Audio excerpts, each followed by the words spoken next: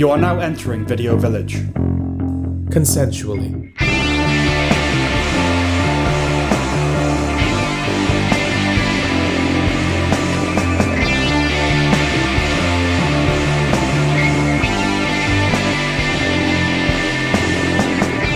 Coming up, We catch you all up on some things. and we review Twilight of the Gods, Agatha All Along, the 4:30 movie, Nobody Wants This, Sing Sing, Sweetpea, and Blink Twice. I'm going to start with the Lexicentre. why not? Okay. Hit it! Samuel. Words. Phrases. Sam's lexicon. Centre. So this has been on the shelf for a while. You know, in Succession, in Connor's wedding, when Logan and Tom are getting on the plane, and then he says, so we're going to fire Jerry and do something else, and that's, you know, the episode in a nutshell. Oh basically. yeah, that little lie the show told us. That little lie, yeah. Shows do that quite a lot. Okay. And so it's not lying to you like not that, lying though. to you. Sometimes it's a lie. Okay. But it's when a character in a television show summarizes the ostensible stakes or plot of the episode, typically before the opening credits or an ad break. I prefer presummary. Okay. Because another option was pre-cap. But I think pre-cap implies more strongly that it's true. Right. And it's yeah. not always true. And presummary evokes presumption. Presumption. Yeah, Yeah, so, okay, that's nice. Yeah, so presummary. Samuel. Words. Phrases. Sam's lexicon. Centre. And now let's do our catch-up. Let's do it. Yeah, you're more enthused about the catch-up now. I've accepted You've it. accepted it. There you go, adulthood. I am hostage to it. There's nothing I can do. I'll So- try and enjoy it. First item is A Different Man. Have you heard of this? I haven't. It's quite akin to The Substance. It stars Adam Pearson, who's an actor with neurofibromatosis. You might have seen it. Have you seen Under the Skin? Yeah. You know, the actor with, for lack of a better term, like Elephant Man type features? Okay. I saw it a while ago. Okay. I don't really remember it. Yeah, he's facial disfigurement, basically. Okay. And he goes through a process where he becomes Sebastian Stan. Oh, right. Okay. Yeah. It's a dark comedy. You get the theme straight away. You get the message. It's bleak in a British way. It's fine, but it's not The Substance, and it's not other films like this. Okay. It's kind of, he wants to be an actor, and then his his neighbour is writing a play based on him, but then he becomes handsome and this other guy, and they cast the guy to play him essentially in the play that's based on him. Right. But they cast another actor who has neurofibromatosis, played by the same original actor. Oh, Adam okay. Pearson. So it's kind of a weird Yeah. Twilight Zone kind of thing. It's kind of interesting, but it's a bit obvious. Okay. Disclaimer. Have you heard of this? I have, but I haven't gotten around to it. Okay. I only bring this up at all because all 7 episodes were written and directed by Alfonso Cuarón. Yes, that's why I know it. Yes. It's based on a novel, so it's unclear whether the grating dialogue is his fault. Oh, dear. And I'll cut him some slack considering English is a second language. But that's what makes this more of a shame, because Cuarón's work, not just in the English language, but in England, is his finest work. So you've got Prisoner of Azkaban, Children of Men, but God, the characters and the writing here are annoying. Really? Yes, with a wasted cast to boot. You've got Cate Blanchett, Sacha Baron Cohen, Kevin Kline, Leslie Manville. It's all about the past and secrets, and I didn't care what they were. It's very literary, going into the psychological minutiae in voiceover, constantly, as might a novel. It reeks of middle-class uni lecturer with its constant wanky narration and characters behaving in a slappable manner. Even the direction and the camera work can be off-putting. At the end of the penultimate episode, Cate Blanchett's character says that it's time for her voice to be heard now, which is a problem because basically the construction of the show is she discovers that she's a character in a book. Oh, dear. That seems to expose, not as in like literally, Yeah. someone's written a novel, a book with her as a character. Okay. So it's not like a Stranger Than Fiction type deal. Yeah. And it seems to expose an affair from her past, from when she was a young woman with a baby. Okay. And there are ramifications of this. But you hear the novel narrated by Cate Blanchett's character, and then she sits down with a guy who's been essentially trying to destroy her life because of the contents of this book. And she says now it's time for my voice to be heard. And it's true, you haven't literally been hearing her voice, but you have. But 70% of the time, you literally are listening to Right. her voice. So that's kind of a problem. Okay. The reveal is pretty much as you'd expect. Big old misfire, as far as I'm concerned. Oh dear, that's a shame. English teacher. Yeah, I have seen this. You have seen this. Yeah. So there was some fresh air being inhaled when the show targets fake illnesses and the like. Yeah. Somewhat pumping the brakes on woke. Yeah. Most of the time, I do quite like the lead guy, Brian Jordan Alvarez, and I did find it funny in spots.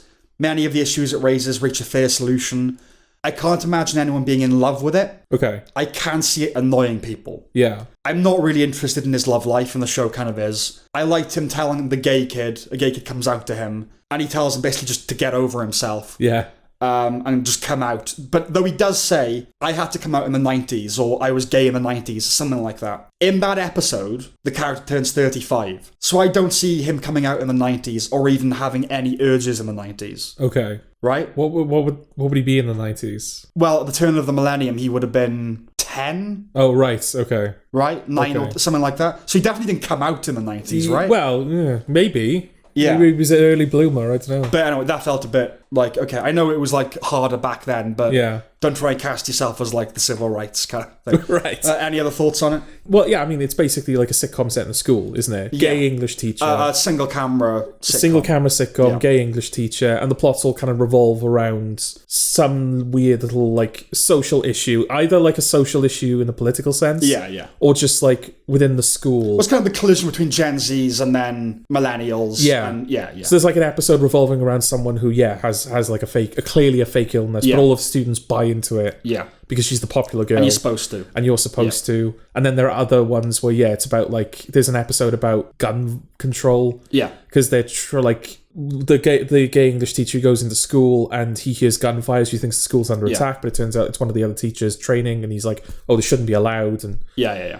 so there's kind of a mixture of that sort of stuff going on. But it's generally speaking a very light-hearted show. Yeah. And I was kind of surprised at how like light and breezy it was, even in spite of some of its subject matters. Yeah. Most of the characters I was basically all right with. I did really like the head teacher who's like constantly like, Yeah, he's good. any like problem, he's just like, oh no, it's like fuck off, no. It's like the head teacher in Mean Girls. Yeah. Basically. Yes, just at the end of his tether constantly. Yeah, please leave me alone. Please fuck off. You know, the gym teacher was okay. Yeah, well, that's the thing, because he's kind of the closest thing to a villain the show has. If you like, he's sort of, he's kind of a vaguely right wing. Yeah. He kind of believes in guns and like, none of this modern feminism. But the show still treats him quite well.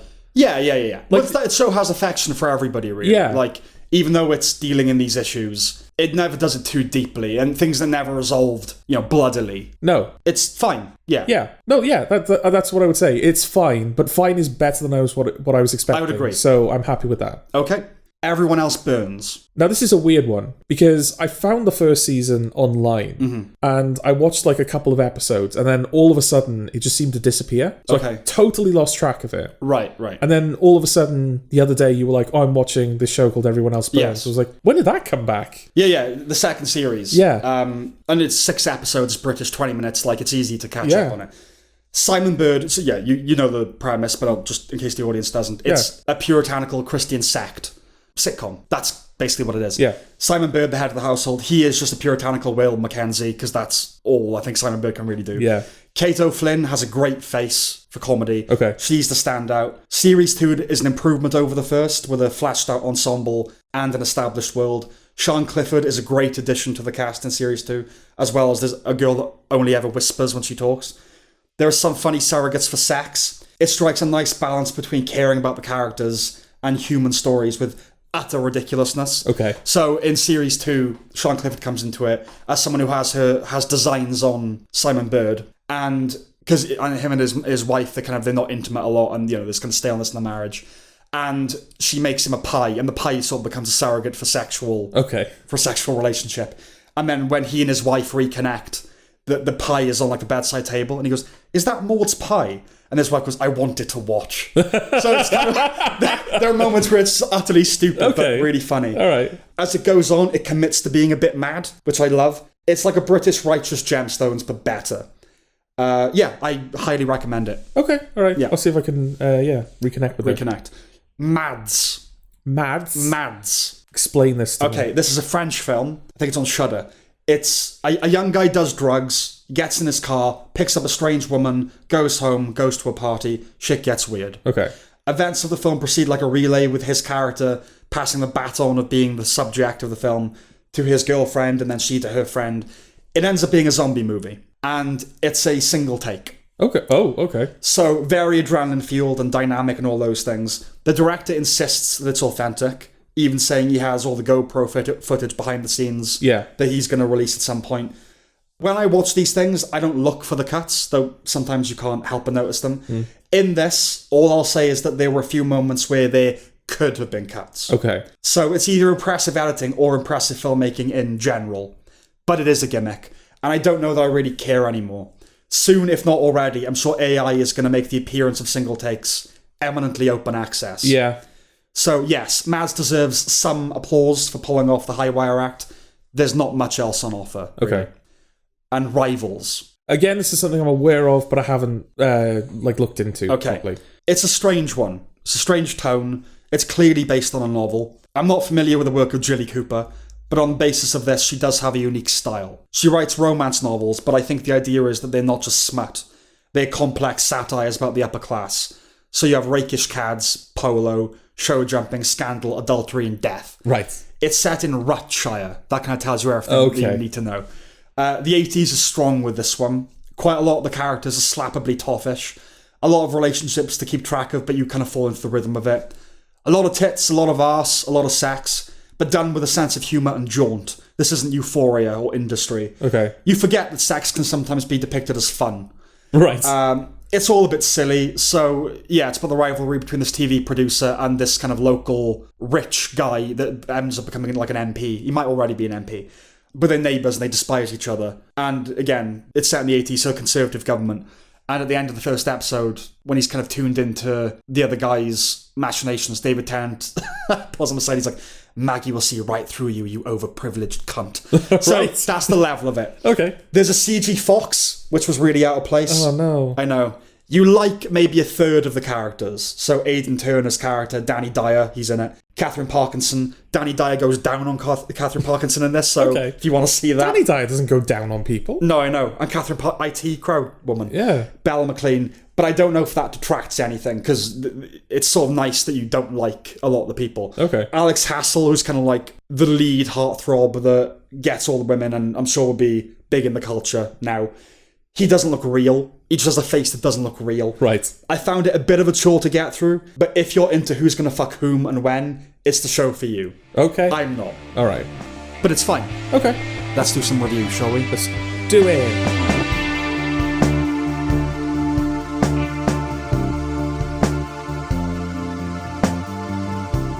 Twilight of the Gods. Yay. This is all on you. I get to relive this now. Yeah, this is the latest shit show from Dysentery director Crap Snyder. Mm-hmm. Except it's not, but it kind of is. Because he's one of 3 credited creators of Twilight of the Gods. But if you read the article on how the show was created, he kind of came into the process last. Right. There's 3 people. I unfortunately don't remember the names of the other 2. But yeah, somebody was like pitching a show to a Netflix producer over the phone. Mm-hmm. And the Netflix producer was like, I love this, wait there. And he rang a different person and went, right, I've just been pitched this show. Tell me right now, off the cuff, how you would block this and how it would work. Right. So the other person did that, and he went, I love this. Let's get Zack Snyder involved for some reason. Right. And so the show came to be. It's an animated adult animation. By that I mean it's not like a comedy, but it's not like... It's not mature in its themes, it just has sex and violence. Yeah, it's not mature in its themes, it's just mature. Yes. It has sex, and it has violence, and it has swearing. Yes. Sometimes all 3 at the same time. Okay. Well, sex and bad language often do happen at the same time. Yeah. And yeah. Hopefully not violence. Yeah, well, hopefully not. Yeah. Unless they're into that sort of thing. Unless they're into it. Yeah. Who knows? So Zack Snyder's name is kind of plastered all over it, which is a bit disappointing because it means that a lot of people are going to watch this because they love everything that Zack Snyder does. Yes. And you've got idiots like me who are going to watch this because they hate everything that Zack Snyder does. unfortunately have a sort of bigotry when it comes to animation, which means that you were able to excuse yourself from watching this. No. I will watch well-reviewed animations. This was not a well-reviewed animation. Well, no, it was a Zack Snyder project. Why would you? Because you exist. You want to watch a well-reviewed Zack Snyder film? How many of those are there? No, but you exist. You can do it for me. And I did. For some reason, I did. You don't need to list all the things I just mentioned in the catch-up that you didn't watch. Yeah, but you didn't have to suffer through Twilight of the Gods. I suffered through a disclaimer. Yeah. It doesn't count. It's different. That doesn't help my point. Yeah. So I'm going to disregard it. Okay. Yeah. I watched Agatha All Along. Anyway, I watched Agatha All Along. Yeah, I know, but there you go. More on that next. Yeah, exactly.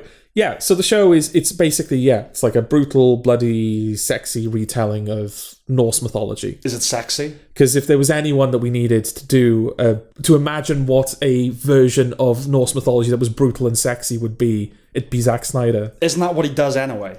Basically. Well, yeah. His films are all sexy Norse mythology, aren't they? Yeah, but pretty much. Sexy is a word I would take issue with, but I take your point. Yes. Sex is in it. Sex is in it. Yeah. I think it's porn. Okay. I think it's basically porn, Sam. Is it softcore porn? Well, no. This is why I think it's porn, because Right. it's more explicit than softcore porn at points. Okay. You've got instances where in the first episode there's a character, a kind of bard character, who he's sort of the weak one of the group, but he kind of tells stories and he endears himself to people. And his introductory scene is him having sex with a woman while a guy has sex with him. Okay. He's having sex from behind her and guys behind him. And that's kind of all the bits are sort of covered, so you can't really see. But then there's a sex scene later on. It might even be in the first episode, but there's the specific one I'm thinking of is later in the show where another threesome is happening, and you can see that it's a side-on silhouette of the main characters, and you can see the guy's penis as he's thrusting into. Okay. It's not a close-up of the penetration, but it's a side-on profile. You can see where the penis is going. Okay.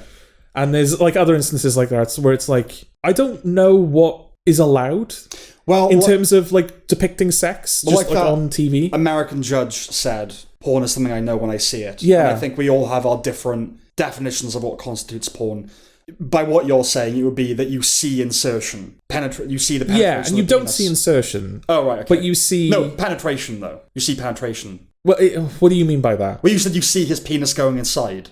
From the side. So you don't actually see, the vaginal opening. Right. But you see sort of it disappearing behind her, butt cheeks, basically. His erect penis. Yes. Yeah, well, okay. But still, that's close enough, right? Yeah. Yeah. I don't know if I would count that as porn, even, because... I don't know, a man with an erect penis, what if he inserts it into an inanimate object? This conversation can last forever, can't it? So I suppose I'd have to see it. I'm not going to. No. To determine whether I agreed it was porn or not. The fact it's animated to me means it's not, but I know people are into that. Well, exactly, So, yeah. Yeah. And and there is sex in pretty much every episode. Yeah. It's funny because you usually have a big battle sequence every episode, and there's also a sex scene every episode. Right. That they always manage to kind of weave it in. Sometimes it's kind of narratively you can kind of justify it. Right.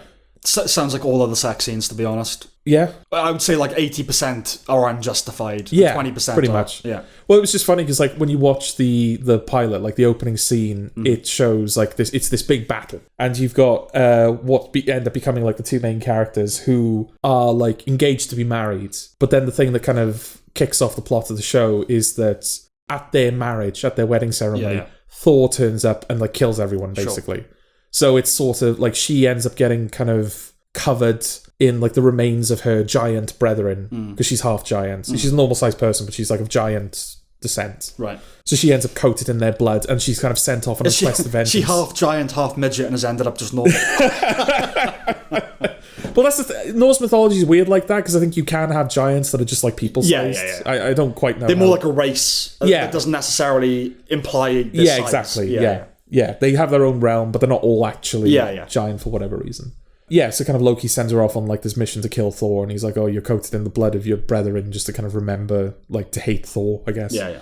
It's very God of War. It's very like, It's very Zack Snyder. It's very Zack Code Snyder, of the but blood it's like brethren. Zack Snyder. I don't know if he's played God of War, Yeah. because I don't think even he would be so brazen as to do this if he had, but it's very God of War. I don't know. He strikes me as a gamer. Yeah. No offense. Oh, because because you also... Well, no, because qualified like me. the fact that we both loathe Zack Snyder, just my saying he strikes me as a gamer, Right. I understand could be taken as an insult. I see. Okay. In his case, it probably is an insult, actually. Yeah. But yeah. But yeah, I was going to say, like, yeah, when you first meet them, they're kind of like, it shows their initial meeting on the battlefield, and you find out, like, the male character, who's this human king, is kind of telling this story about, like, oh, I saw her on the battlefield, and her sword was mighty, and her skills were epic, and it was all that kind of thing. And then she kind of shows up to the conversation, and literally, like, the first thing she says is, oh, yeah, his penis is massive. Sure. So it's like, oh, brilliant. Okay, Zack Snyder doing his female characters justice. Yes. Once again. It's not a show that I enjoyed, No, it doesn't sound like it. but I think it's also a show that could safely be called bad. Yeah, okay. Because I think there are people... I mean, I think people are a bit put out with Snyder after Rebel Moon anyway, because a lot of Are they? I think people are put out by Rebel Moon. I thought people liked it. Some people do. I mean, the Snyder people are the Snyder people. Yeah, They don't get turned off. I have seen reviews, though, of people saying, like, I'm a Snyder person, I don't like Rebel Moon. Oh, really? Yeah. Okay. Yeah, I haven't seen any of that. Okay. I've just seen apologists Okay. for Rebel Moon. Yeah. But it's framed more as like, oh, I was disappointed by Rebel Moon rather than I'm genuinely offended. I've seen the light with Zack Yeah, Snyder. exactly. Yeah. But yeah, there's a character in the show who is this kind of witchy soothsayer. She can see into the future and she kind of knows everything. Because the second episode, it's basically an episode where they go around recruiting all of the other main characters of the show. I was like, oh, fucking, he's tricked me into watching Rebel Moon again. Yeah. This is what the show's going to be. But it's not, it's just that episode. Lest we forget, there are actually other writers and directors that are diluting his influence as much as they can. Yes.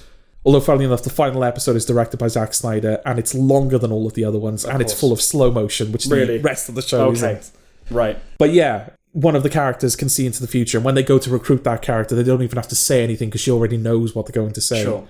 And yet, for the rest of the show, she like is constantly being taken by surprise. Yeah. And she doesn't know things, and she hasn't met people, and she doesn't. It's kind of hard to do omniscience Yeah. in fiction. So they just don't. So they just don't. Yeah. Yeah.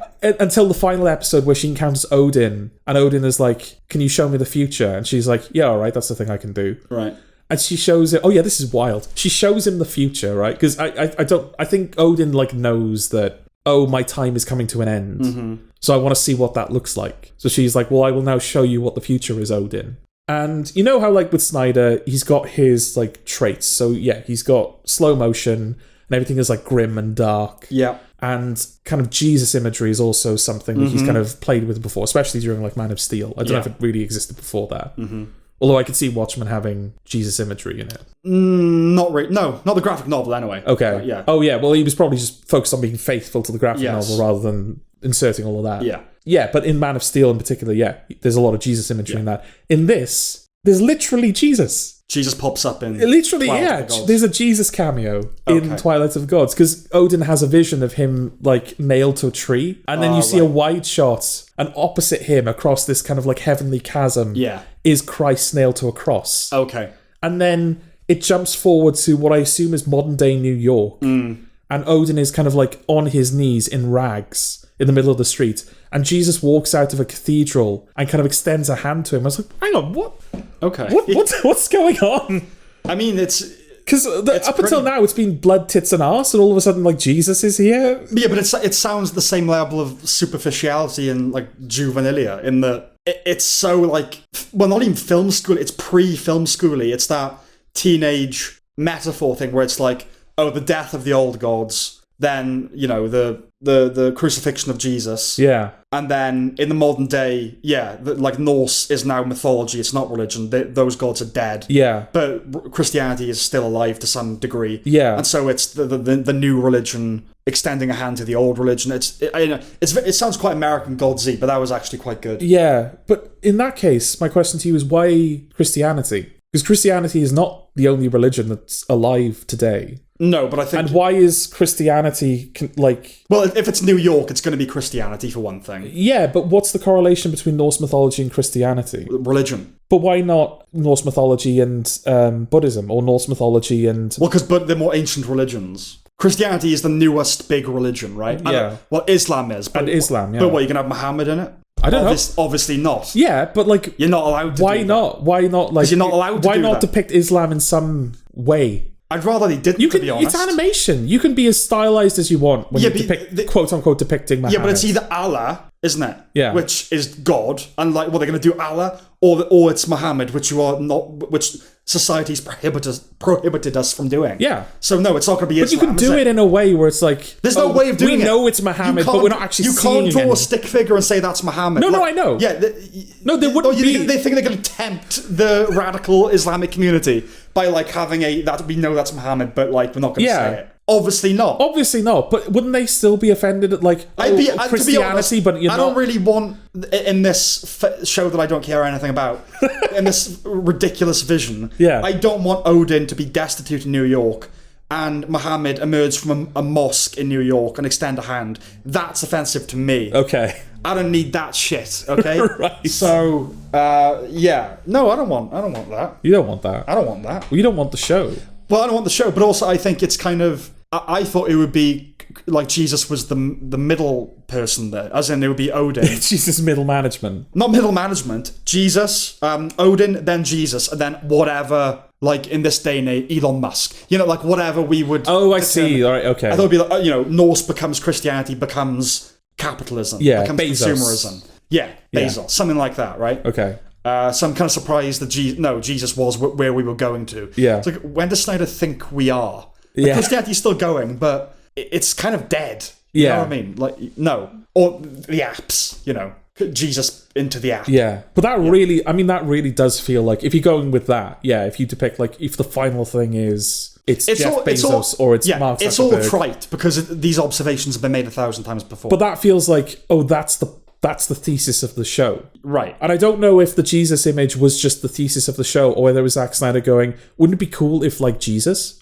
But like if Jeff Bezos shows up, it's like, the whole thing is well, the fact you literally have Jesus is gauche. Yeah. But again, it's Zack Snyder, so what do you expect? I mean, I don't know what it is in context, but if it's Odin seeing his future, surely it's him seeing the fall of Norse religion. Yeah, which I think is mythology. What the show thinks you're expecting. So it goes, but you're actually seeing Jesus. Yeah, because Christianity takes over as the dominant religion. Yeah. But then he extends a hand to Odin. Like, that's the bit that maybe is season 2. Like, I don't know what. Yes, and that's frustrating as well. They're very clearly going for a season 2. Yeah. Do you know if it's been renewed? I don't know if it's been renewed. Okay. But yeah, the premise of the show is we need to kill Thor because Thor is just mad. Yes. He's like getting blowjobs and he's Left killing and right. giants. I think there's like 2 or 3 episodes literally open with Thor getting a blowjob. Right. There was to the point where I thought I'd accidentally put the same episode on twice. But I checked. I was like, oh no, this is a different episode. Know a great deal about Norse mythology, but that feels more like Greek to me, like decadence and hedonism. Yeah. And like Bacchanalia, like that's Greek. Yeah. And Roman. I'm not Norse. Yeah, I'm not that familiar. No, nor am I. Like, it could be a religion where it's like the gods fuck people, like the Greek gods do. Yeah. But it feels more like frigid and remote. Yeah. As Scandinavia is. With this, I've now seen 3 distinct depictions of Thor. I've seen like multiple depictions of Thor, but like off the top of my head, obviously you've got the MCU Thor where he's just like clean cut. Well, there's more than one depiction of Thor in the MCU. Yes, I suppose. But typically he's the clean cut, heroic, Oh, okay, I thought you were going more for what he becomes, which is just a goof. Yeah, but he's still a hero, isn't he? Of course, he's still a heroic figure. Yeah, he's just goofy now. Yes. Then you've got this where, he's almost like, he's plucked straight from Greek mythology where he's this decadent brute who's like, I can do what I want. Yeah, the gods I'm don't give a fucking fuck. Thor. Yeah, exactly. And then you've got God of War Ragnarok. Right. Which Thor is in, where he kind of starts out like that, where he is this sort of brute that's like, so, now that I know you exist, Kratos, I'm going to kill you, basically. But you kind of, like, as the game goes on, because it's like a massively long game, so I haven't seen the whole thing, but My understanding is that you basically become sympathetic to him after a while. Okay. Because he's kind of a drunk, and you can tell that Odin has sort of manipulated him. Right. And it's like, oh, he's not actually, like... He's doing this out of loyalty, but he doesn't really believe in what he's doing. He's kind of trapped in this, like, horrible web that Odin has woven for him. So I don't really know what the closest depiction to original Thor is. Oh, yeah, I don't know. But also, I guess that doesn't really matter, because the whole point of adaptations is you can take it in whatever direction you want. But yeah, I mean, like, I get broadly it is... I don't know if that is close to the original Thor, the version that we get in Twilight of the Gods, but it is a boring version of Thor. Because, yeah, he's just an irredeemable, and we've seen violent brute. Gods, like Chaos recently. We've seen gods being depicted as that, like, you know... Oh, they're not loving. They hate us, and they just want to fuck things and destroy. Yeah, exactly. Yeah, yeah, like which the Greeks understood always. Yeah, you know that they were flawed. The gods were flawed as well. Yeah, exactly. But yeah, so yeah, that's the premise of the season. We need to kill Thor, and then the final episode, they're trying to kill Thor, and then at one point they injure Thor slightly, and he's like, "Oh fuck this," and then he disappears off to Valhalla, and so Loki, who's kind of been working alongside the main character for a lot of the season in the shadows, he kind of turns around and stabs her. Just like out of nowhere. Mischievous. Well, you know, because he basically goes, right, he's gone to Valhalla, he's not coming back. So I'm killing you now. Oh, so you go to Valhalla. So you'll go to Valhalla and I'll be your final opportunity to kill Thor. Right. There's a couple of problems with that. And they're big problems. Like, because this is the final episode as well, and it really broke the show for me. It was like, how did they miss this? In the second episode, they meet a character that provides them with cursed weaponry that will allow them, it will give them the strength necessary to injure a god. Right. But it comes with a price. And that price is not made immediately clear. In the final episode, one of those characters dies on the field of battle. And we all know the rule is like, if you die in the field of battle, Valkyries will take you to Valhalla. She doesn't get taken to Valhalla. She gets dragged into the depths of hell. Right. And they're told, this is the price you pay. You've got these cursed weapons, so you won't die an honourable death. You'll be dragged to hell when you die. Right. The main character has a cursed weapon, but when Loki kills her, she goes to Valhalla. Right. So, like, okay. What's going on there? Also, Thor is a god. He can traverse beyond beneath Valhalla. She's stuck in Valhalla. She can't now. come back to Earth. Yeah. So as soon as she turns up in Valhalla, Thor will just go, oh, right, okay. And then just fuck off to one of the other 8 realms and never go back. Exactly. That's what I was thinking. Yeah. She's pretty confined. She can chase him there, but that's it. That's can't it. Backtrack. Yeah. Yeah. And so the final shot of the first season is her and Thor, like, standing opposite each other in one of the great drinking halls of Valhalla. I think Valhalla is the hall. Oh, it's just the hall, is it? Asgard is the place, and Valhalla, I think, is the hall where warriors go after. I see, okay. Well, they're standing in that hall opposite each other, and Thor's like, so we're both here now. I'm gonna go now. And then the season just ends. Right. It's like, oh, fuck, 8 episodes, and you expect me to sit through more of this. Are you going to? No. Okay. I'm not going to. The animation is fine. It's got its own little unique art style. It's kind of going for that kind of... It looks like... What are they called? Like tableaus. Okay. Like sort of sketch tableaus that you kind of see of, like, you know, these ancient drawings depicting... Right. It feels like it's kind of evoking that sort of style. And it's fine. It didn't blow me away. It's not that impressive. It's fine. I won't criticize the animation. I'd criticize everything else quite happily. Because you've either got, like... Just like the directing of it, which again is like the staging of it's fine, but it's nothing too impressive. Or then you've got the writing, which especially in that final episode feels incredibly flawed. It's like, I really like this is objectively badly written, I think. I don't know how. Like, it's funny because I started this review by saying, oh, it was all off the cuff. Someone just gave an idea to a guy and then he rang up another person and went, right, pitch the show to me right now. Yeah. It's like, I'm assuming they did more work on it. But maybe they didn't. But that's what it feels like. That's what it feels like. I would not recommend Twilight of the Gods. Okay, noted.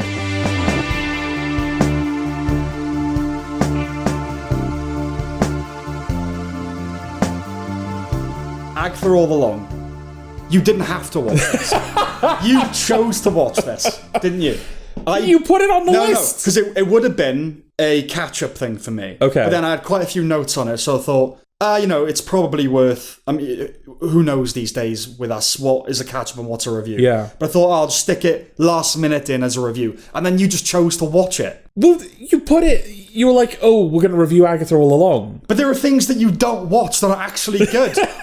Anyway. But the other thing was like 10 episodes. So what? A half hour? Oh, were they? Yeah, it was probably in total shorter than Agatha. Anyway.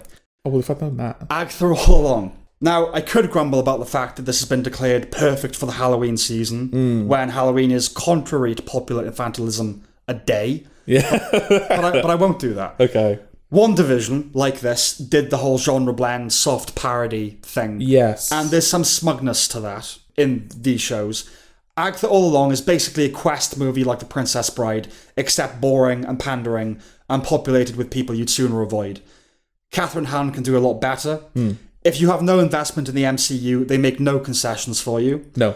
The third episode ends with heads will roll by yeah, yeahs, to which my actual verbal response was fuck you. Right. And I was alone. It's a big dollop of glittery nonsense. We hear words like patriarchy a fair bit. I said pandering. Well, pandering to an inferred audience, because, yes, the most resounding question one has sitting through this spew is, who's this for? Much has been made of this being the gayest Marvel show like Evs. So is that who it's for? I suppose that's the idea. Okay. There are a few gay icons in the cast, all of them dragged up to their eyelashes in costume.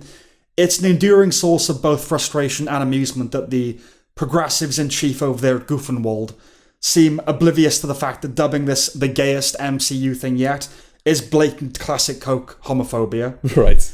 We're all familiar with the cliche of the fabulous gay person being into campy entertainment. What about the rest of them? Yeah. There are many within the gay community, which doesn't exist, that can't stand the flamboyant types, the twinks and whatnot. There's an element of black America that makes a distinction between nigger and nigger. Yeah. Right? And I mean in terms of their own assignations. Yeah. In Boys in the Hood, there's a black cop that calls one of the main characters that, and it's not GA, right?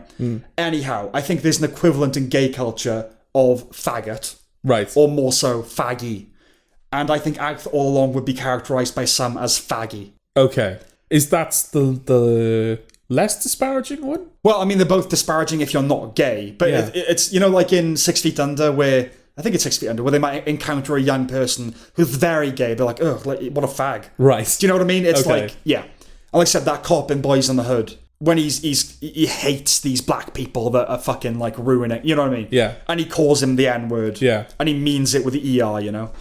When something's described as the blackest blah blah, not by right-wing racists, but the left, it basically means not uptight, right? Right.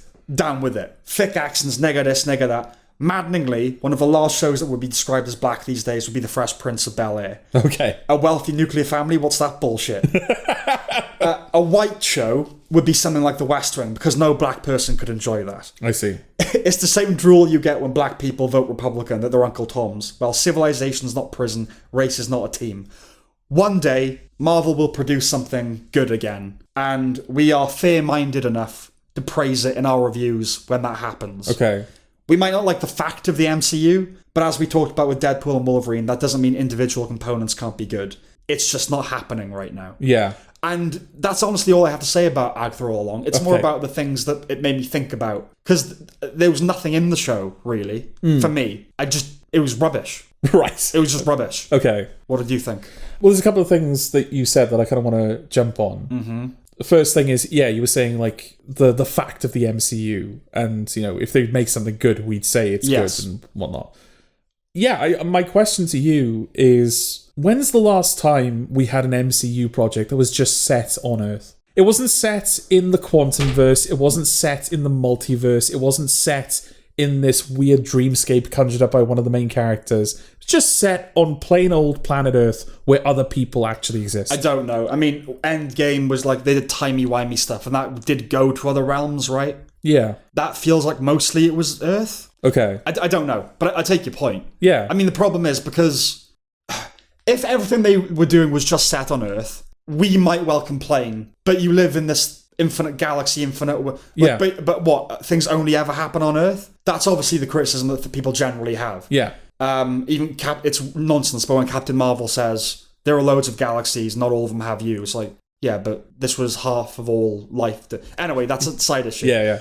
No, things probably shouldn't all be set on Earth, but it is annoying when none of them are as well. That seems to be the norm now. Yeah, we don't do Earth things. We don't do anything. Here, I think that's part of the reason that it feels so diffuse and detached. absolutely, because they're literally like picked up out of reality and dropped in this little pocket dimension where nothing has any consequences. Yeah.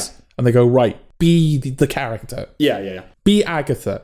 And then Deadpool Wolverine, they go to this like nothing space that exists outside of time and space. All right, be Deadpool and Wolverine over there. Yeah. Where you can't do any damage. Even though the whole multiverse is apparently at stake. You're not actually doing any damage. We don't have to like... If Deadpool like says it makes a joke, we don't have to write that into the canon of every other film that exists. Because it doesn't actually affect anything. Unless we want to. Unless we want to, yeah, exactly. And it's just, that's kind of annoying, is that Agatha All Along, I think, is supposed to be taken in isolation. Like, it's a show that you kind of sit down and you go, I'm watching Agatha All Along now. I don't know, because like I said, it makes no concessions to... I don't know how you begin to watch this. Exactly. There's too much context required. Yeah. But I think it is a show where it goes, right, we're being this now. Yeah, it's the Witch's Road. Like I said, it's Princess Bride. It's like a coven on a quest somewhere. Yeah, but you just... Yeah, I was just sitting there... Like, there's that one episode where they kind of do the backstory of... When you finally find out who the little twink boy is. Yeah. The one from Heartstopper. The one from Heartstopper, and it's kind of his backstory, and it's like his bar mitzvah, and it's just set in like the normal world. Yeah. And they do that kind of like Batman v Superman thing where the ending of WandaVision is happening, so they're kind of racing towards it, and it's all kind of told from like the ground perspective. Yeah. It's like, oh yeah, this never fucking happens anymore. Right. It's only like 10 minutes, and it doesn't really affect anything at all. I guess it affects, like, the character dies, so it does affect it a little bit. Yeah. But it's like, oh yeah, consequences, things being tied together. Right. That doesn't happen in this massive multiverse that they're like doing. Well, it's just like everything, it's the balloon infinitely expands, and that's why it does have to pop. Yeah. And this is not, we can predict about things all we want, but it's just kind of a law of physics that it has to. Yeah. If you go back to X-Men and Spider-Man, the original ones, X-Men, there's like 5 of them. The first one's just like 5 of them. Then the second one is a few more. The third one, which is awful, is like everyone. Yeah. But the first one, the final, it culminates in a battle in and on the Statue of Liberty. Yeah. Okay? Big dynamic, like finale location. The second one, it's like a base, like a military base. Spider-Man, the big finale, isn't even, it's a fight with Green Goblin, like in sort of like an abandoned area. And those things now are like, they would be nodes, moments. That would be fight 1 in the film. If that. Yeah. Fight 1 in one of the multiverses that might or might not be happening. Yeah. And it just shows like, oh, we are expanding. So, like the Avengers again was like, oh, we've ballooned up to a new level now. Yeah. And now Avengers was just one of 4 things, Yeah. And now that was an era. Now it's a saga. Now it's like it's constantly layering things, and at some point it's going to pop. I think we're basically at the point now where it's not popping, but each individual balloon within the balloon. The big balloon is so big that the tinier balloons, they're just moving further away from each other. And you're like, no, hang on, I completely forgot about Blade. Weren't they doing Blade? They were supposed to be doing Blade. Yeah. Blade come back. It's just like the altitude is so high. Yeah. That you've forgotten what the balloon was. That there was ever a balloon in the first place. Yeah. So yes, in toto, it's all a bit ridiculous. Yeah. I mean, we've now reached the point now where Death is now a character. Yeah. They've literally, because that was the one thing that I knew about Thanos around the time that Infinity War was happening, because everyone was kind of talking about, oh, how are they going to handle this? Right. Is that in the comics, or at least his original run, I don't know if they've done other versions of the comics where it's been different.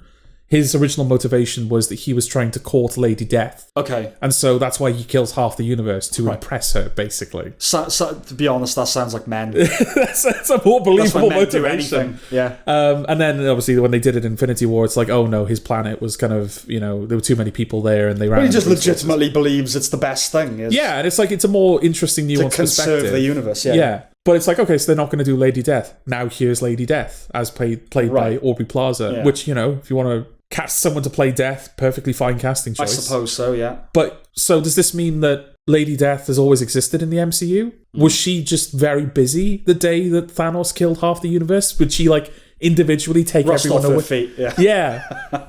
Was she pissed off with the Avengers when they brought everyone back and she had to undead all these people? Yeah. Did she walk Tony Stark off the battlefield when he sacrificed himself at the end of Endgame? In which case, why was he sad when he was dying, when Aubrey Plaza was there to take him away? Also, Agatha is a ghost, so there are ghosts now? There's everything. Yeah. Why is it that every villain that's ever been killed by a hero in the MCU, why don't they just hang around and haunt the heroes that killed them? Why isn't Killmonger just haunting? Well, I guess he's dead now.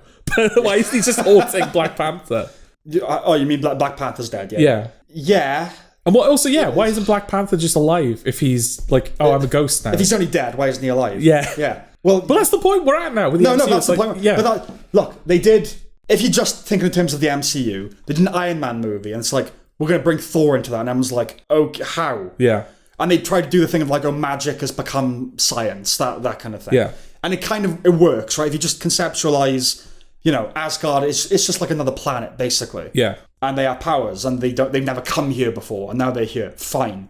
And even the Guardians, that even is fine to me. Yeah. It's everything else that they started doing after that. Yeah. I think you can do aliens with gods. That you can get away with that. Yeah. And the technological stuff on Earth. But yeah, ghosts, quantum realms, death. It's just like, oh, nothing means. The Time Turner in Harry Potter was enough of a problem that she had to justify. I think in the following books, she had to make sure that the audience knew they'd all been destroyed. Yeah. I was like, that's just one thing. God, the MCU, if you sat down and actually tried to work out.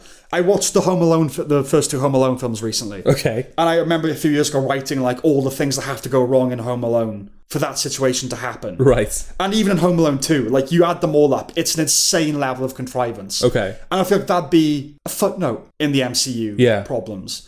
And we talk about it every time. We have the same kind of conversation. But it's exhausting. It's exhausting to talk about. It's exhausting to think about. Yeah. And I'm kind of spent with it. Yeah. So yeah, that's what I spent a lot of my time thinking of. Yeah. Was like, oh fuck. So okay, Aubrey Plaza is everywhere, I guess now. Another thing I wanted to kind of raise with you is the first episodes. They do what I'm assuming WandaVision did for a large part, where it pretends to be a different show. Yes, WandaVision was more the evolution of the sitcom. Yeah, whereas in this case, at the first episode is predominantly like a Scandi true crime show. It's like Mayor of Easttown, where there's a murder in a small town, and the female detective has flaws. Yeah, and then as the episode goes on, there's kind of subtle penetrations of that reality where it's like, oh, this isn't really how things are, whatever. And then at the end of the first episode, it's kind of revealed oh, she's in this delusion that the Scarlet Witch put her in or whatever. And then the rest of the show, it's this camp flamboyant witch show. Why bother? That's my question to you. Why bother with the Scandi true crime stuff? Just for that one episode. It's because that's the thing. It never comes back. It doesn't inform anything that happens in later episodes. It's just it's basically a distraction. Yes. It's basically a justification for Agatha not really having done anything in the 2 or 3 years since WandaVision has happened. Yeah. But it doesn't it doesn't give her a unique perspective on anything. It doesn't happen again. No. It's just totally isolated in that first episode.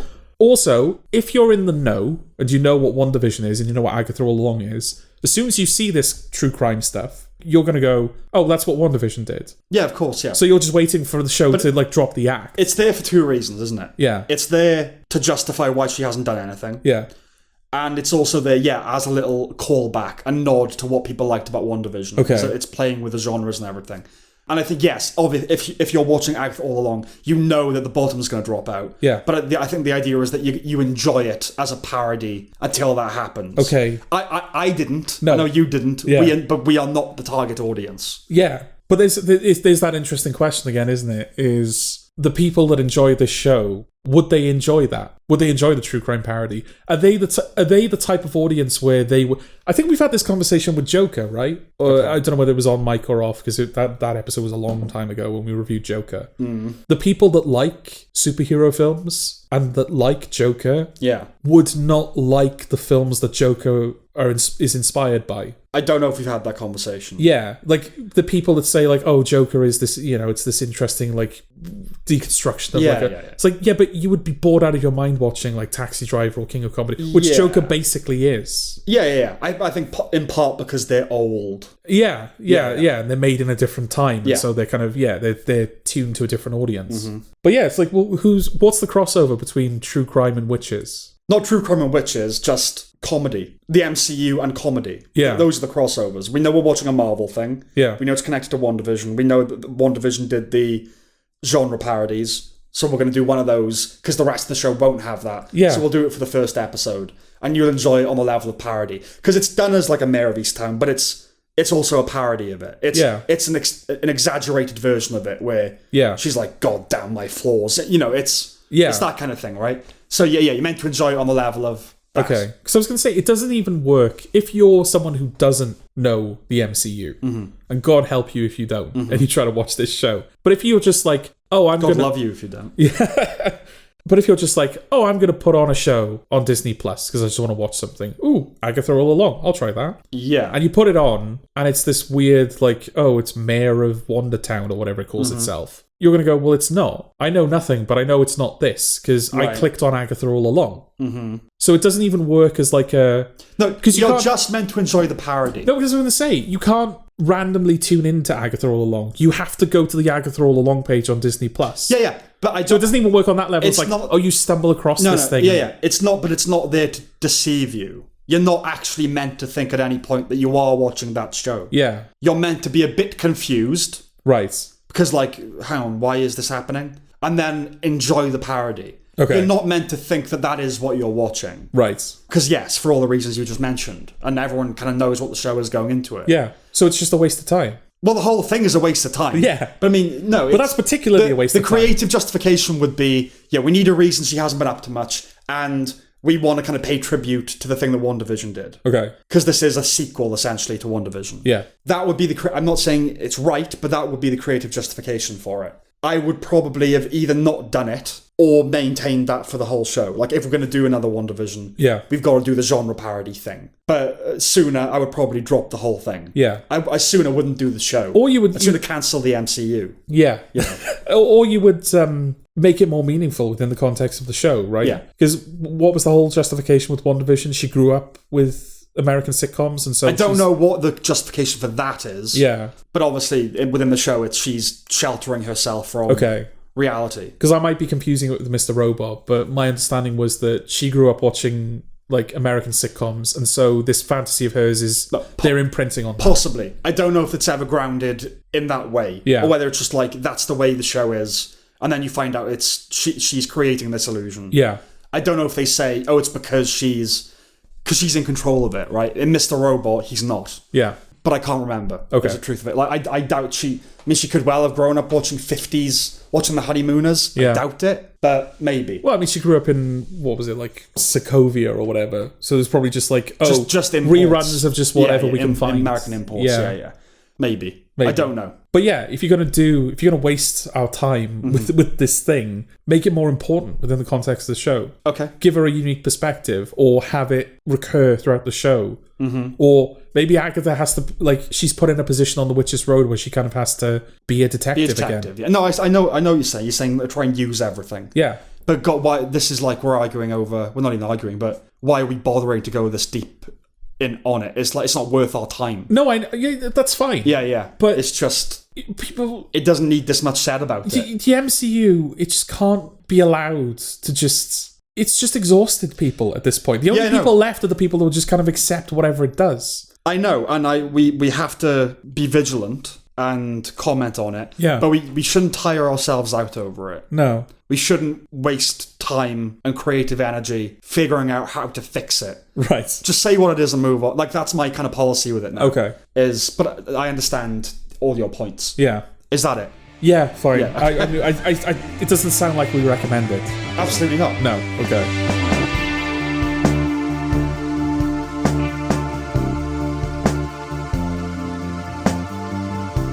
The 4:30 movie. Okay. This is a bit of a 180, isn't it? Yeah. It's a bit of a 4:30. Yeah, I knew you'd say that. I don't even know if that makes sense. It doesn't. Okay. But I knew you'd say it anyway. What's the plot? What's it about? Okay. It's about some kids that go to see a film. Mm-hmm. Come on now. No, that's... Gotta be generous. Ken Jeong doesn't want them to see the film? No, it's about a kid, he wants a date with a girl, doesn't he? Yeah. And then, so he's going to meet her at the cinema, and then... They're going to see the 4:30 movie. They're going to see the 4:30 movie, and then the complications ensue. Yeah.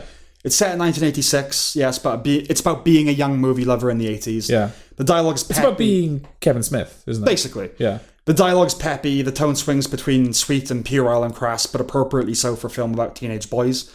The movie is set almost entirely in a cinema, so there are a bunch of fake trailers as well as snippets from the fake movie they go to see. I enjoyed the ideas of the trailers, but they just didn't have the look. They looked like if you were making parody trailers. They didn't look like trailers that would actually have existed during that period. No, and that's probably down to budget. This feels like a very inexpensive film. Yeah. In fact, I think Kevin Smith owns the cinema in which it was shot. Oh, right, okay. But you still got to sell those things. It's littered with cameos, all of whom you feel like are doing it out of friendship with Kevin Smith. People he's collected over the years. These include Justin Long, who I enjoyed, and Adam Pally, who I suspect will always have a black mark over his name for you. Absolutely. He's got a long road, to redemption for me. It feels like an early, if not a debut film. On some level, that represents going back to basics. In fact, a post-credit scene contextualizes it as a kind of Clerks prequel. Yeah. And it is his best film in quite a while. It's clearly autobiographical, and I can't claim it didn't happen, but Kevin Smith does have the love interest tell his stand-in that he's the most interesting and funniest guy she's ever met. Yeah. So make of that what you will. I really enjoyed the song that played out the film, something I couldn't find through Googling virtually all of the lyrics. It's called 24 Karat Case of Love by Bear McCreary. Proper throwback 80s song. I'd have bet on it being from the era, but it isn't. No, yeah, if it's Ben McCreary, it was probably composed for the film. Yeah. Kevin Smith has had a lot of health issues, and he's getting on a bit now. This feels like a nostalgic gaze back into youth, and there's a sweetness to that. But while you could argue that the feeling of a first film has a satisfying circularity to it, not that he's old, one can't help but wonder whether he can make the films he'd ideally like to. Yeah. That's pure speculation, I don't know, but between him, Neil Marshall, Lee Daniels, it feels like a lot of established directors have stepped down in scale, and not by choice, and certainly stepped down in terms of distribution. I think we can chalk that up to the changing landscape of cinema. Even Scorsese struggled to get Killers of the Flower Moon financed. Yeah.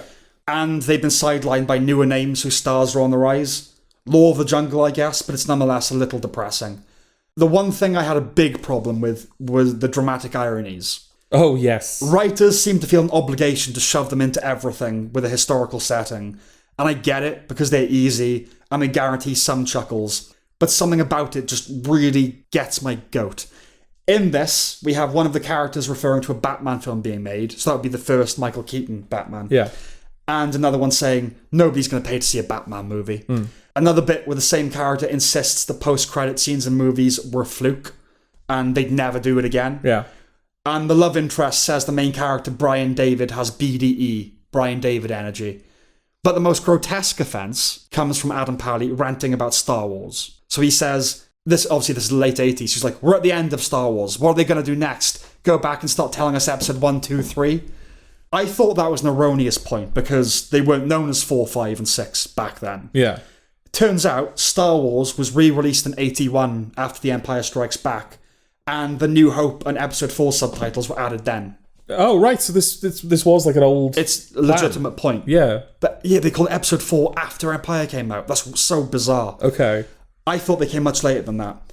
The rant continues. What are they going to break it into a little TV series, and I'm going to invest my time in small stories like I wonder what Boba Fett's up to? Like, get out of here. No, okay, so the first two that you mentioned, yeah, the Batman film and the post-credit thing, by the numbers, dramatic irony. I'm fine with, because I'm sensitive to this stuff too, but I'm fine with those. If that's all it was, I could live with it. Yeah, because they are opinions that could have legitimately been held by that character at that time. Of course. And, it's just like, it works both as like a dramatic irony callback and also just like it works within the context of the story. Fine, whatever. Yeah. The BDE thing, that's a modern reference. That doesn't mean anything in the context of the story. Like, not even the characters know what that joke is. Yeah, no, it only works if you're a modern audience member. And it's a weird thing to do. Yeah. Like, oh, he has BDE. Especially like, what? Brian David energy. Like, it's like, but no one ever goes, why would you invent... What? What does that mean? Why would you come up with that? Especially since these kind of things, these kind of memeable little... Like, they don't age very well. So it could be a case of, if this film is even being watched by people 5-10 years from now, that joke won't even work anymore. No, of course. What the fuck's a BDE? Yeah. I don't know. The Star Wars thing is horrible, though. That is like unforgivable, because that is the film really leans into that rant. Oh yeah, it's like the foreground of that. It's not a disposable line. That's what the scene is about. It breaks the reality of the film, because like, oh, this is Kevin Smith ranting. It's so full on and obvious that I think it's meant to break the film. Okay, in a way, like that's the joke. Kevin Smith is just pausing and popping in to rant. Yeah. but it does break the film. Yeah. That's the thing. I just don't think the film or Kevin Smith particularly care that you take it that seriously. Okay. Do you know what I mean? It's like you go, like, why have you done that? And I think when he made Cop Out and people were saying it was trash, he said it's not called Schindler's Cop Out. Like, come on. Right. Like, I feel like you'd say a similar thing. Like, why are you taking it that seriously? Yeah. Like, well, why shouldn't I? It's your film. You take it fucking seriously. Yeah, exactly. Yeah, but it's not vital. But it's short. It's sweet, and it has enough going for it. I think that you won't be bored, and you might be charmed. Okay. Yeah, I mean, it didn't, like, the ending, there was, like, a bit in the middle where I was like, yeah, I'm sort of done with this now. Yeah. But the ending was nice, because it was sort of, they end up, spoiler alert? Sure. They end up not seeing the 4:30 movie. Yeah, in fact, they end up not seeing the film after that, because they get kicked out of... You don't call the film the 4:30 movie and expect that they're actually going to see it. See the 4:30 movie. So it's him and his dates just sort of, like, walking through nature together, just having, like, a very pleasant time. Which he calls him the most interesting. The most interesting, amazing person, or whatever. Yeah. But yeah, they just got, like, there's a point where he's just talking about, like, stories and, like, films, and he's just, like, showing how impressive he is to this person, I guess. Yeah. They don't care. Yeah. Hot girls, they just don't No, care. they don't, no.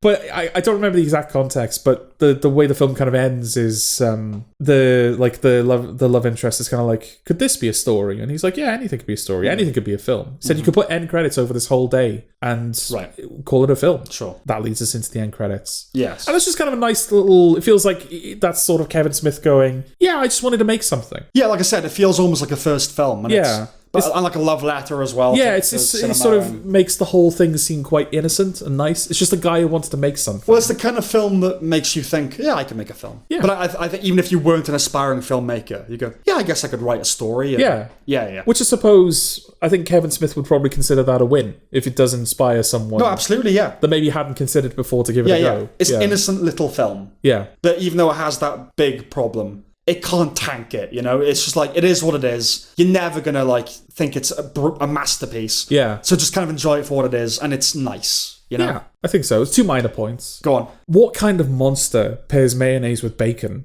What kind of monster has mayonnaise? Well, exactly. Yeah. Because one of the main characters, their mother makes him movie bacon to take to the movies. Yeah. And it's bacon smothered in mayonnaise. Yeah. What kind of monster? Well, I think that's not meant to be a good thing, right? Oh, is it not? Well, the idea of being made movie bacon, for one thing.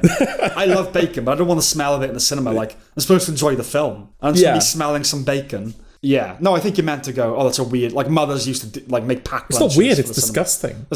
Both things. And what's the other minor point? The other minor point is there's a character, like a recurring character throughout the film called... What's he called? It's like a professional wrestler. Major Murder or something? Yeah. It's sort of like one of the main characters kind of looks up to him as sort of like an idol. Yeah. And he's seen as like, oh, he's this macho figure of masculinity and everyone should aspire to be like him. Mm-hmm. And then he actually meets him in real life and he finds out he's actually a bit of a softie. Yeah. And at that point, he's fallen out with his other friends, the one of the kid characters. Mm-hmm. And it sort of inspires him to like make amends and actually help him like take this girl out on a date to see like the film. In that encounter that he has with the professional wrestler, I don't know who the actor is. Do you know who the actor is? I think I did. I just can't remember. Okay. I can't think. Yeah, it was a while ago that I saw it. Well, he's a black actor who's bald. At least in the film, he's bald. Okay. And that's important because when he's talking to the kid character, he says that like, oh, I actually used to be fat in school. Right. And so I had a lot of like nicknames that were like, you know, basically he's like, oh, they were all kind of like cow themed. Right. Because he was like, oh, fatty steak or whatever. Yeah.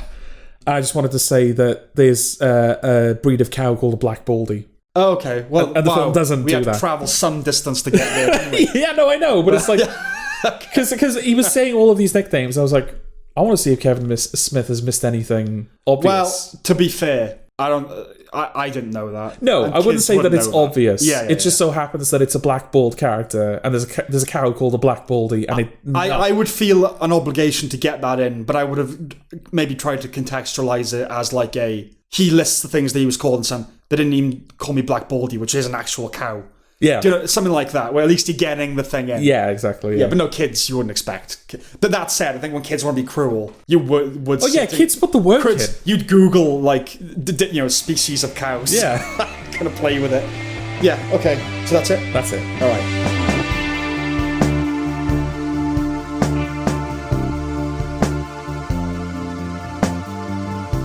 Nobody wants this. This is the thing that you were like, you didn't watch a thing that was good. Agatha. Yeah. Okay, it's a rom-com set in LA about a rabbi, a young liberal rabbi who meets a podcaster, Kristen Bell and Adam Brody, and they fall in love. But he's a rabbi, and he's going to get promoted basically, and he has to marry a Jewish girl. She's not Jewish. Those kinds of problems, right? It's an indie-spirited Los Angeles rom-com, tonally reminiscent of many things I've seen, but transparent, love, and beef spring to mind, to name a few. Okay. I generally have a low-level antipathy for hip priests. Right. Or rabbis in fiction, but Adam Brody is just a likable guy. Yeah. Though his being referred to as Hot Rabbi felt like an attempt at hashtag virality in the manner of Fleabag's Hot Priest. Okay. Even though Kristen Bell's a podcaster, you like her too. Implicit self-loathing acknowledged. But it's a bit trickier with her. Justine Lupe is trickier still, her sister. And Timothy Simons is just Timothy Simons. He's the tall guy in Veep. The weirdo. Jonah? Jonah. Oh, right, Yeah. okay. The show has that whiff of flippant coastal humour, but it does charm you. I didn't find it particularly funny, but it did have its moments. It ignores current events, given that the massive temple just off Wilshire doesn't have armed guards outside or concrete barriers. Okay. I'm more than happy they're not doing any of that, by the way. I'm just saying. How nice Israel-Palestine just isn't approached. Yeah. I like that Judaism isn't just a detail, it's really a driving force of the show. Well, Jewishness, anyway. Certainly cultural Jewishness. And religious to an extent that I guess I will leave to Jewish people, I guess. But I know, for instance, that there are Orthodox Jews who don't have much time for cultural Jewishness. Yeah. The title is pretty forgettable, and the show deserves better than that. It does settle into being pretty samey, and the characters did annoy me at points. It was a push and pull, but not all that violent in its to and fro-ness. When Adam Brody meets her family, he wears a sports coat and says, "Prego," in a mock Italian accent. Okay. This gives Kristen Bell the ick. The whole ick thing is a modern concept. Without delving too deeply into it, the long and short of it is people just disgust me. Yeah, they give me the ick. Right. I know it's in the episode to be conquered, but the fact it's even a thing in the first place. I spoke to a female friend about this recently, and she said, "Oh, but it can happen so easily, though." But what about his qualities is for everything else, and he does one little thing, and it makes you go, "Ugh, women are fucking warped, man." If this was made 20 years ago, all of the characters, with nothing else changed, would be in their 20s, played by actors in their 20s or 30s. A 44-year-old on dating apps is tragic. And I'm not judging, I mean it's tragic. But age isn't what it used to be. We've talked about that before. It's nicely written. For the type of show that it is, it's a notch above. I spoke recently about the modern trend in rom-coms of sex being the icebreaker. Yes. Or even the inciting incident. And I acknowledge that that's real, but it's refreshing in this show that they don't just sleep together right off the bat. It's soon, but there's some time beforehand. Okay. They don't fuck, then not see each other, then get together, then break up, then get back together. They have problems to overcome, but it's pretty unidirectional. If you live a loveless life with no hope of that changing, like all these things, it might be a bit depressing. Okay. But you gotta try and get past that, and if you can, it's worth a shot. Oh, you were speaking to me at the end there. I was speaking to everyone who might... I was speaking to myself, really. Right, okay. Because, yeah, anything you watch with a rom-com, but, they fall in love, you're like, oh, fuck yeah. But, you can't let that... You can't become embittered. So, I would give it a go. It is quite a nice little show. Not a show to get embittered at. No, I would say one shouldn't be embittered, full stop. Okay. And one shouldn't let one's bitterness affect one's opinion of the show. Okay. That's it. All right. Okay. That's all I got. Why not?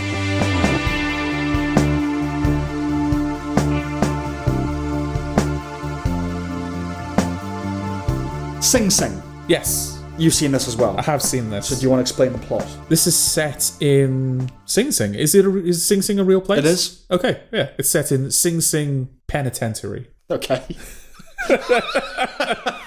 I couldn't remember if it was a state penitentiary or whether it was... Say it again? Penitentiary. Say it again? No. No, say it again. No, I know. Because at first I thought, you just being kind of funny and goofy. Okay. Say it again? Penitentiary. It's a penitentiary. Penitentiary. Okay. Okay. Not penitentiary. No. No. That's not a little tent that they all... Well, no, because They're all kind of locked it's where in. one goes to be penitent, isn't it? Oh, I see. But it's a penitentiary. I see. Yes. Okay. Okay. Yeah, no, this is a prison called It's a prison. It's an internment facility. It's a concentrate... No.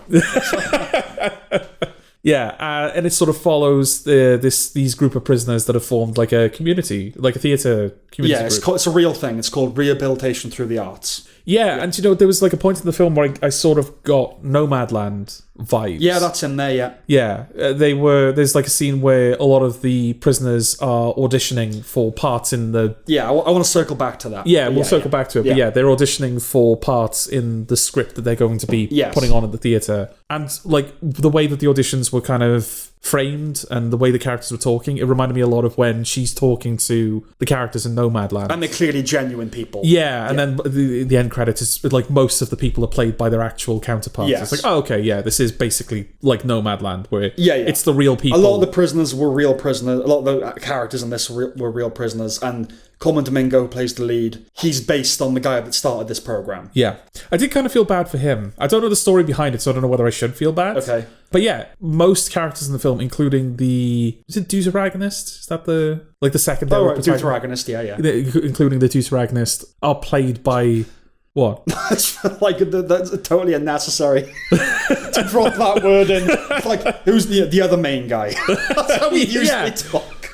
But I feel like I've got to Who's the redeem myself a little bit after Penitentiary. Oh, okay. Yeah, he's played by his actual self. Clarence Macklin. I don't know if he's playing... Clarence Macklin's not playing Clarence Macklin, I don't think. But he's playing a version of himself. Yes. Yeah, exactly. Yeah, it's Clarence Macklin as himself, but there might be some... He's the main amateur actor in the film. Yeah. But the main guy Yes. is played by Coleman Domingo. Yeah. And the actual main guy has like a cameo role in the film. Yeah. Which, without knowing anything about the context of that, felt like a sort of, we'll give him something to do. He can't play himself, but we'll give him something to do. I don't think so. I mean, obviously this film was only made with his support, wasn't it? And his say-so and everything. Yeah. So it was understood probably like, oh, we're going to have like a star play the lead. Okay. And then, because you can't have everyone be... I mean, you could have done. Yeah. But I think it would have felt different. I think it's good to have one or two professional actors in there. What was the Clint Eastwood film that did that? It was like the soldiers on a train. Yeah, they were the real guys. And they were the real guys. And it did awfully. Yeah, but like it's an example. It's been done. it's an example of something that's been done. Yeah, no, it has been done. I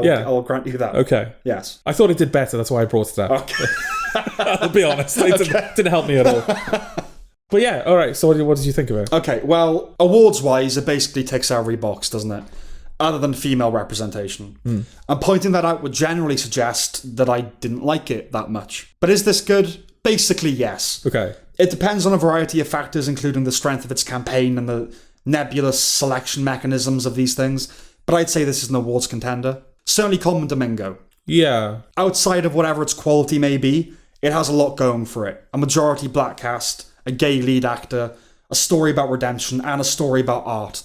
Hollywood loves things that reflect well on it. Yeah. But this is far from Hollywood in terms of the type of film that it is. Yeah. I liked its visual style. It's very American indie, so like Nomadland, you said. Is it A24? It might be. Yeah. It could well be. It's American indie, but the non-annoying end of that spectrum. A lot of handheld camera work, protracted sequences of men discussing their dreams with gentle melancholy music. Soft lighting and kind of sunsetty golden hour visuals. The score bristles with humanity, and it's never instructive. It's just an accompaniment, which I liked. Its style and techniques are pretty typical of US indies, but if it brought anything to mind for me, it was Beasts of the Southern Wild. You haven't seen that, I haven't seen that, no. Very good film. It also has a documentary component. Aside from the fact that many real-life former prisoners are in the cast, there are scenes where you feel like you're hearing performed testimonials from real prisoners. It doesn't feel like they were dreamt up by the filmmakers. It feels like primary research. The prolonged audition sequences, which you mentioned, that crystallizes the feeling of verisimilitude. You're legitimately watching convicted felons try out for parts. Yeah. Coleman Domingo is very good, a very reassuring presence, and he gets better as the film goes on. Paul Raci is great. Yeah. He has such a lived-in, natural, even comforting screen presence. Yeah. He's sort of the Gandalf of the American indie. The wise mentor that guides the other characters. Yeah, I mean, like, a couple of films he's been in. He was in Sound of Metal as well, wasn't he? Yeah, just like in that as well. He's the same kind of role. Same kind of role. But yeah, it could be argued that, like, oh yeah, he's one of the main guys. Like, in terms of the performance. He gives, it's like, yeah, that's one of the main guys. Oh, he's not. He's an actor. It's like a surprise. Yeah. No, because of how natural he feels. Yeah, very natural, and you feel the kind of person like if you're in trouble, I'd want him to help me deal with it. Yeah, he has that. He conveys that. Clarence Macklin has the highest profile role as an amateur actor, and I don't mean that pejoratively. One can definitely tell he's the real deal. He's not in the same league as the pros, But I will say, I started out really not liking him, which is by design. Yeah. But I didn't expect him to win me over, and he did. Okay. So props to him for that. He might have a shot at a genuine acting career, I think.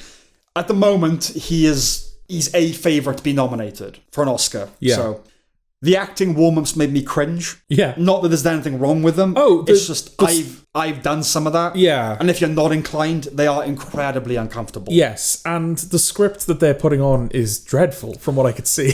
Well, let's not slag it off. Well, no, I mean, I these will. are uneducated men in prison who have to put a script together. You can't expect Hamlet.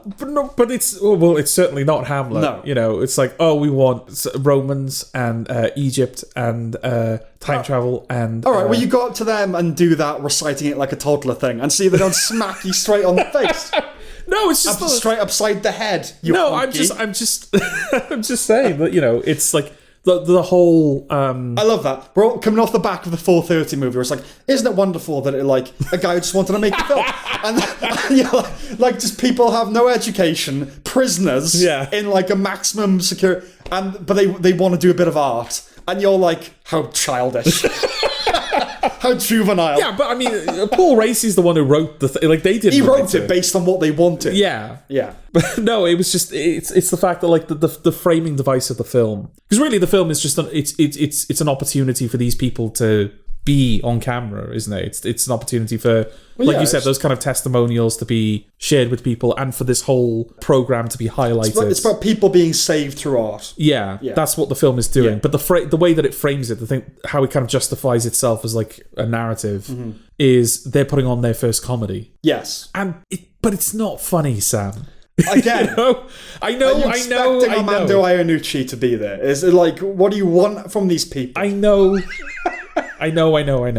But it's not funny. I don't know what to say. But you're not meant to find it funny. Am I not? You're meant to find it charming. Okay. Not meant to find it funny. Right. I'm not being patronising like, oh, they did but genuinely, like, isn't it better that, like, uneducated, like, and they want to try something like that? Yeah. You're not going to judge them for the quality of the art, are you? No, absolutely. Props to them. But it's not funny. It's not. But okay, it's not a funny thing. But it's not. I really don't think it's meant to be, though. Okay. Okay. How dare you? I started out relatively neutral with the film, and I was never bowled over by the experience. But I'd be lying if I said it didn't steadily work its charms on me. Okay. If you have a heart, it does win you over. Stared at me for a bit too long.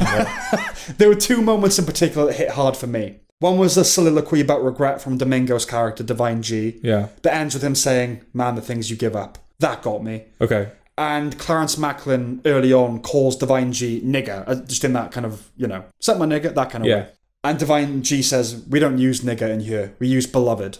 And I know that tempts an eye roll in our hardened heads, but whatever you think of the replacement term, it was just refreshing to see a black character disapprove of that term. It's good. I don't know what else to say, really. I liked it. Yeah, I think this is a film that I recognise objectively. You admire it. Yeah. You don't. I probably liked it more than you did, but it's a one and done. It's like that. Yeah, that was what it was. Yeah, it's nice that this program is being recognised in some. It has a really good heart. Yeah, and if it wins awards, I won't be annoyed. No, but yeah, I've got no reason to go back to it. But also that. And I think I was less charmed than you ultimately because immediately on the heels of that soliloquy that you mentioned, he's speaking to a friend of his in like a neighbouring cell. Mm-hmm.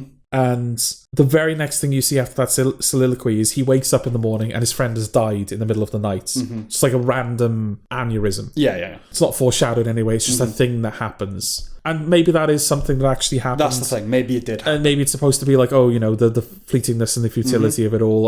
But it was just one of those things where, I don't know, just like, you have this big, lovely, dramatic, emotional moment, and then immediately a character dies. And I just felt like, that was him like saying goodbye to that character. I take your point, but either A, it did happen, in which case, things are left out of biopics all the time because they say it happened, but you wouldn't believe it if it was in the film. What was the thing with Iron Claw? Is they actually didn't include a brother because they didn't think the film could take another tragedy. Truth being stranger than fiction sort of thing. If it didn't happen like that, and it was pure dramatic invention, I understand you could argue it's contrived. Yeah. But at the same time, there are things that are great that do things like that, and we just kind of allow it. Yeah. In Breaking Bad, when Hank captures Walt, and he calls Marie there's a finality to that conversation. Yeah. For no reason. Yeah. Right? So, I take your point. And people always know when there's like a lovely phone call, that he's going to die. Yeah. You know now. Anyway, is that it? Yeah, I think so. Okay. Yeah.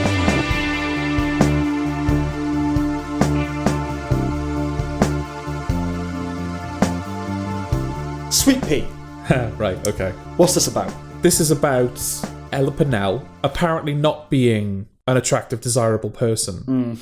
And she's kind of living the life of this lone female who she's kind of meek and timid, and people take advantage of her. As you're saying it now, I think I'm just realizing one of my big problems with it is like, I just don't believe that character exists at all. Well, that's the big thing that breaks it for me. Yeah. Is that, I mean, certainly not Ella Purnell. No, she does what she's supposed to. She's fine. She's good. It's not... No, it's a good performance. But yeah, like, that's the whole premise, is that character kind of goes through life invisible. Yeah. But it's Ella Purnell. Yeah. She's an attractive woman. Even if she was meek and timid, you notice her. Men wouldn't care. Yeah, you notice her. Yeah. But the whole thing is, like, she doesn't get noticed. Yes. She gets overlooked, and, like, her father dies, and the sister's just like, oh, I'm just going to sell the house. And she's like, but I'm living in the house. Yeah.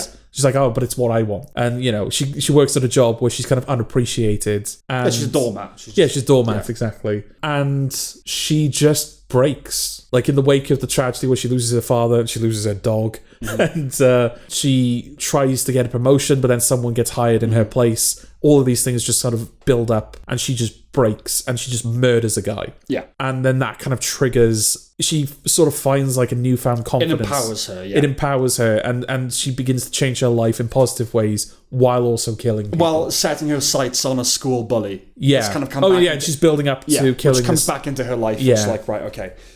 So it has the tone of the end of the fucking world. That was what I thought when I watched it. Dark comedy and homicide. It's also filmed in a pretty similar way.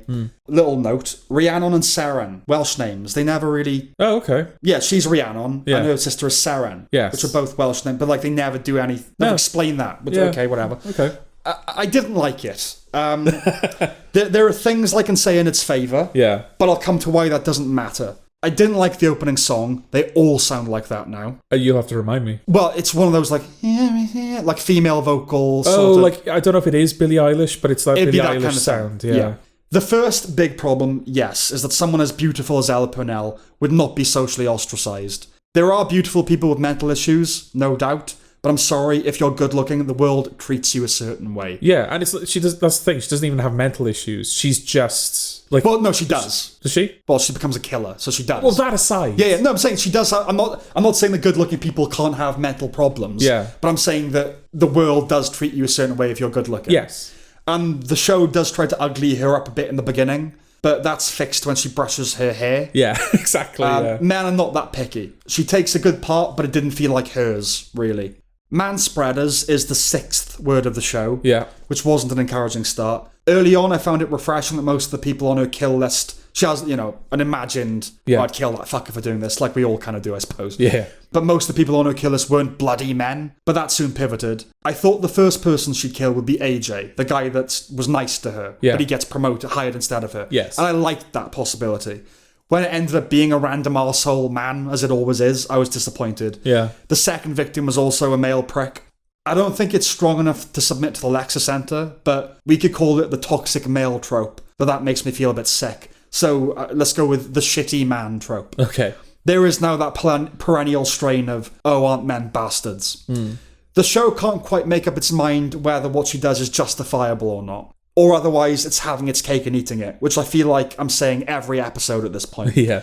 If you sat the writers down, I'm sure they would say, no, they by no means condone it. And I'd believe them halfway. But there's a lot of, but.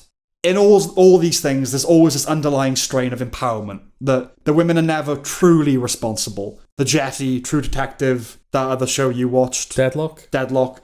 Basically, that there may be ethical contexts for women to murder men. Marcus, well, I mean, women don't murder men in Deadlock. I think that's probably worth fine. clarifying. Yeah. And so there are ethical contexts for a woman to kill a man, like if he's raping her or trying to kill her.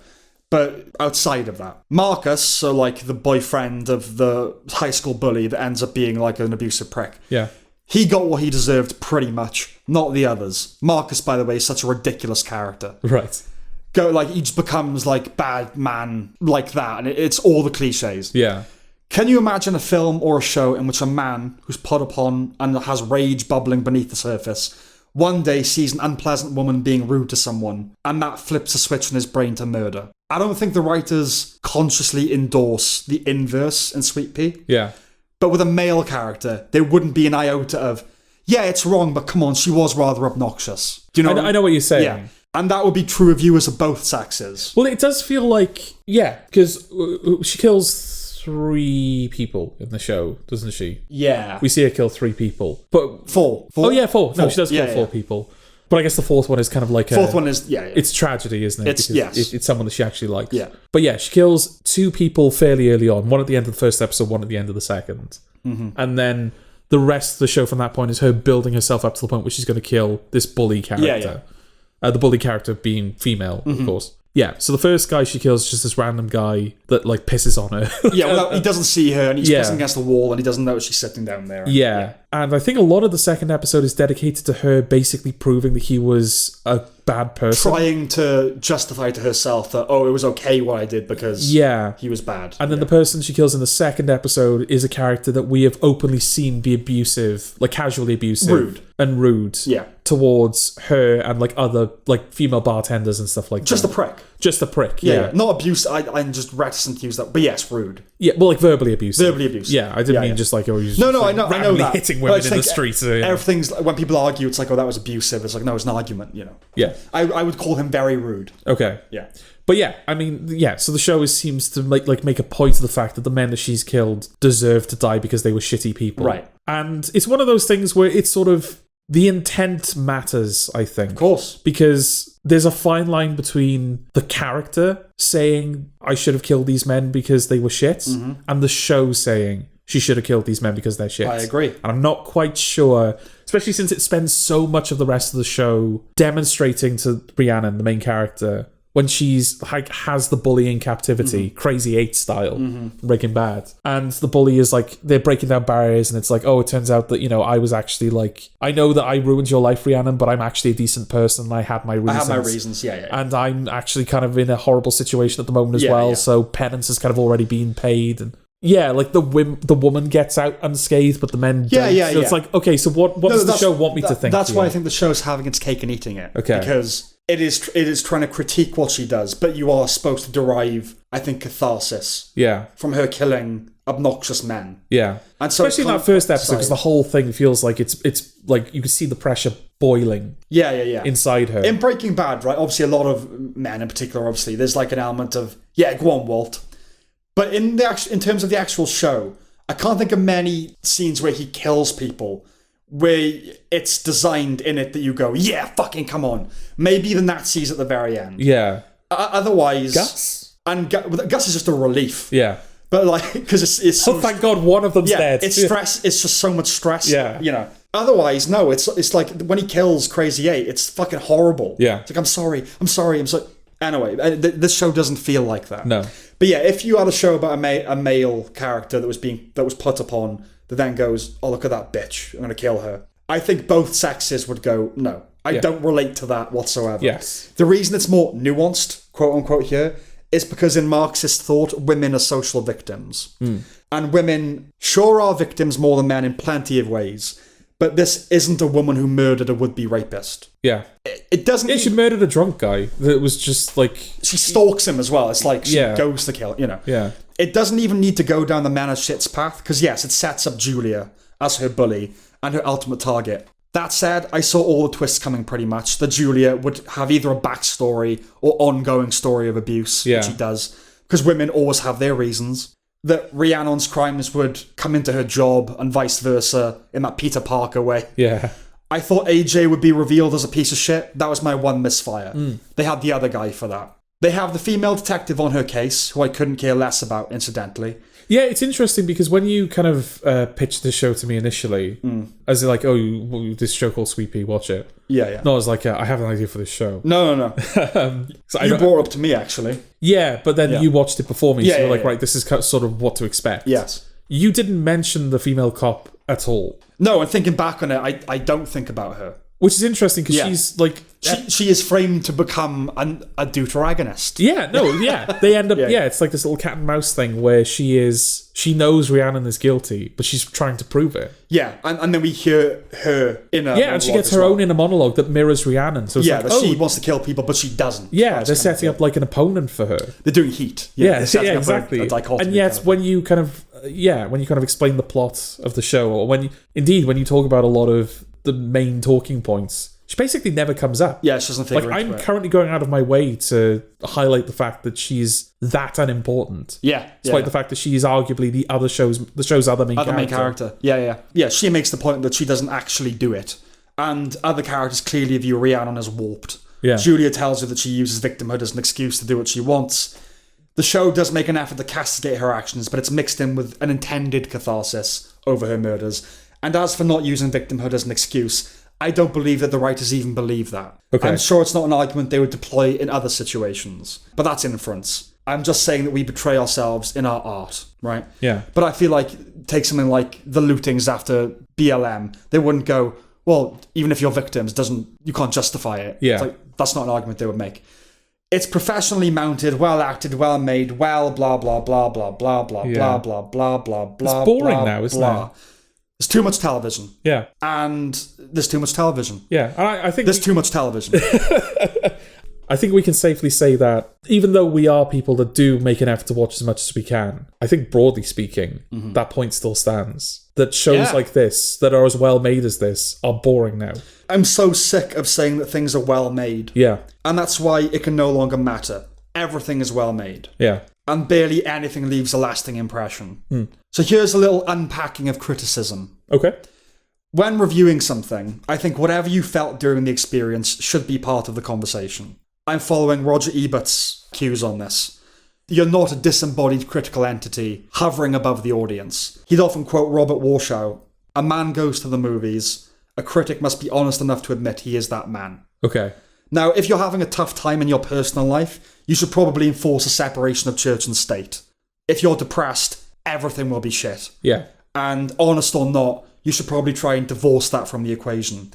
But should content fatigue enter one's reviews? Should the fact I watch a lot matter? I think it should. Maybe it's partly because it's late in the year, but watching Sweetpea, and I'll caveat that nothing about it suggests a heavier than usual straw. Yeah. Broke this camel's back. Right. There's just too much television. We say it all the time, but I've seen quite a number of articles and videos in the last few weeks expressing a similar weariness. People saying that it's my job to watch television, and I can't keep up. Others pointing out the myriad flaws of the various streaming platforms. This one removes the show before anyone knew it was even there. This one just keeps cancelling everything. This one doesn't promote enough, such that some of the best shows being made slip under the radar. Having to pay for all these various subscriptions is simply a form of madness in this day and age. Yeah. It took me a long time to hone and cultivate a methodology for consumption. These people are just complaining about new things. Never mind the backlog. Yeah. Right? It took a concerted effort over several years for me to get through film. TV's an ongoing battle. Yeah. But most people have neither my time nor my pathology. I know most people don't feel the need to watch everything, but I think a lot of people would at least like to keep abreast of what's good, what's happening. Yeah. Well, too much is happening, so nothing's really happening. And too many people are saying too many things are good, if they get round to them. Yeah. Too much television is a problem for us, but it's a problem for the platforms too. Of course nobody is watching your brand new top tier premium drama. They want to, they just don't have the time, if they even know it exists. Yeah. It makes me think of that scene in The Dark Knight where the Joker incinerates the massive pile of cash. Yeah. That's television at the moment. Right. Slow the fuck down. Yeah. That's Sweetpea, as far as I'm concerned. Yeah. It's interesting as well, isn't it? Because like film seems to be, well, there are still good films being made, but film seems to be sort of having the opposite problem, where all of these resources are being poured into these like massive projects that everyone knows about, but no one really wants to see. Yeah. Red One released very, very recently. I'm sure we'll talk about it at some point. I'm sure we will. That's another like massive commercial failure. Yeah, and critical failure. Yeah, critical failure as well. But yeah, it's a budget of like $253 million. It's made like 34 domestically. There's so many films. Borderlands lost a ton of money. The Crow lost a ton of money. There's so many films are losing a ton of money. And this is in the year of our Lord 2024, the year that Concord, which is not a film, it's a video game. Most people probably don't even know it exists. Yeah. Because that game was released and shut down in the space of 2 weeks. Yeah. By shutdown, I basically mean that it's one of those type of games where you need to be connected to the internet to play it, because it's a multiplayer game. So the servers need to be online and need to be other people actively playing it for you to be able to play it. Of course. And they released it expecting it to be a Star Wars level success. The Sony thought it was going to be their Star Wars. They spent, at the very least, $200 million on it, but there are some estimates saying they spent as much as $400 million on it, because they bought the studio that were making it, and they've made all of these like arrangements. Like there's going to be an episode of Secret Level on Amazon that's dedicated to Concords, and all these different tie-ins and everything.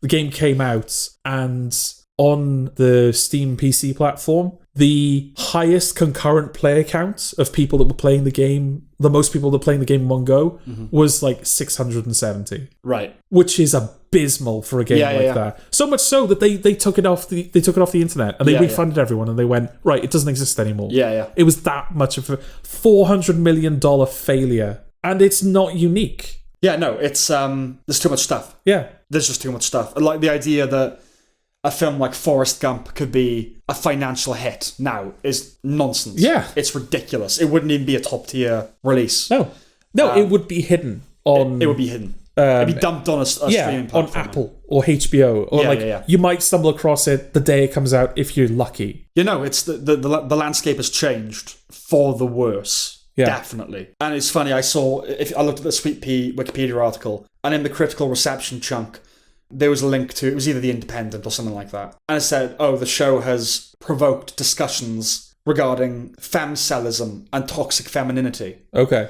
And there was this Independent article that was talking about how, we talk about incels, but this is a girl who feels she deserves a boyfriend and all that kind of thing. It's like, that's interesting. That like, are we there now? Yeah. And then it got taken down. It got taken off the Wikipedia. Like, no, we cannot have that acknowledged whatsoever. But that's what the show is. It's a girl that feels the world owes her something, and why can't she get laid and all that kind of thing. Yeah. But it is ludicrous because it's Ella Purnell. At least it cast like an unattractive woman. Yeah. You know? But anyway, that's all I gotta say. Yeah, I don't recommend Sweetpea.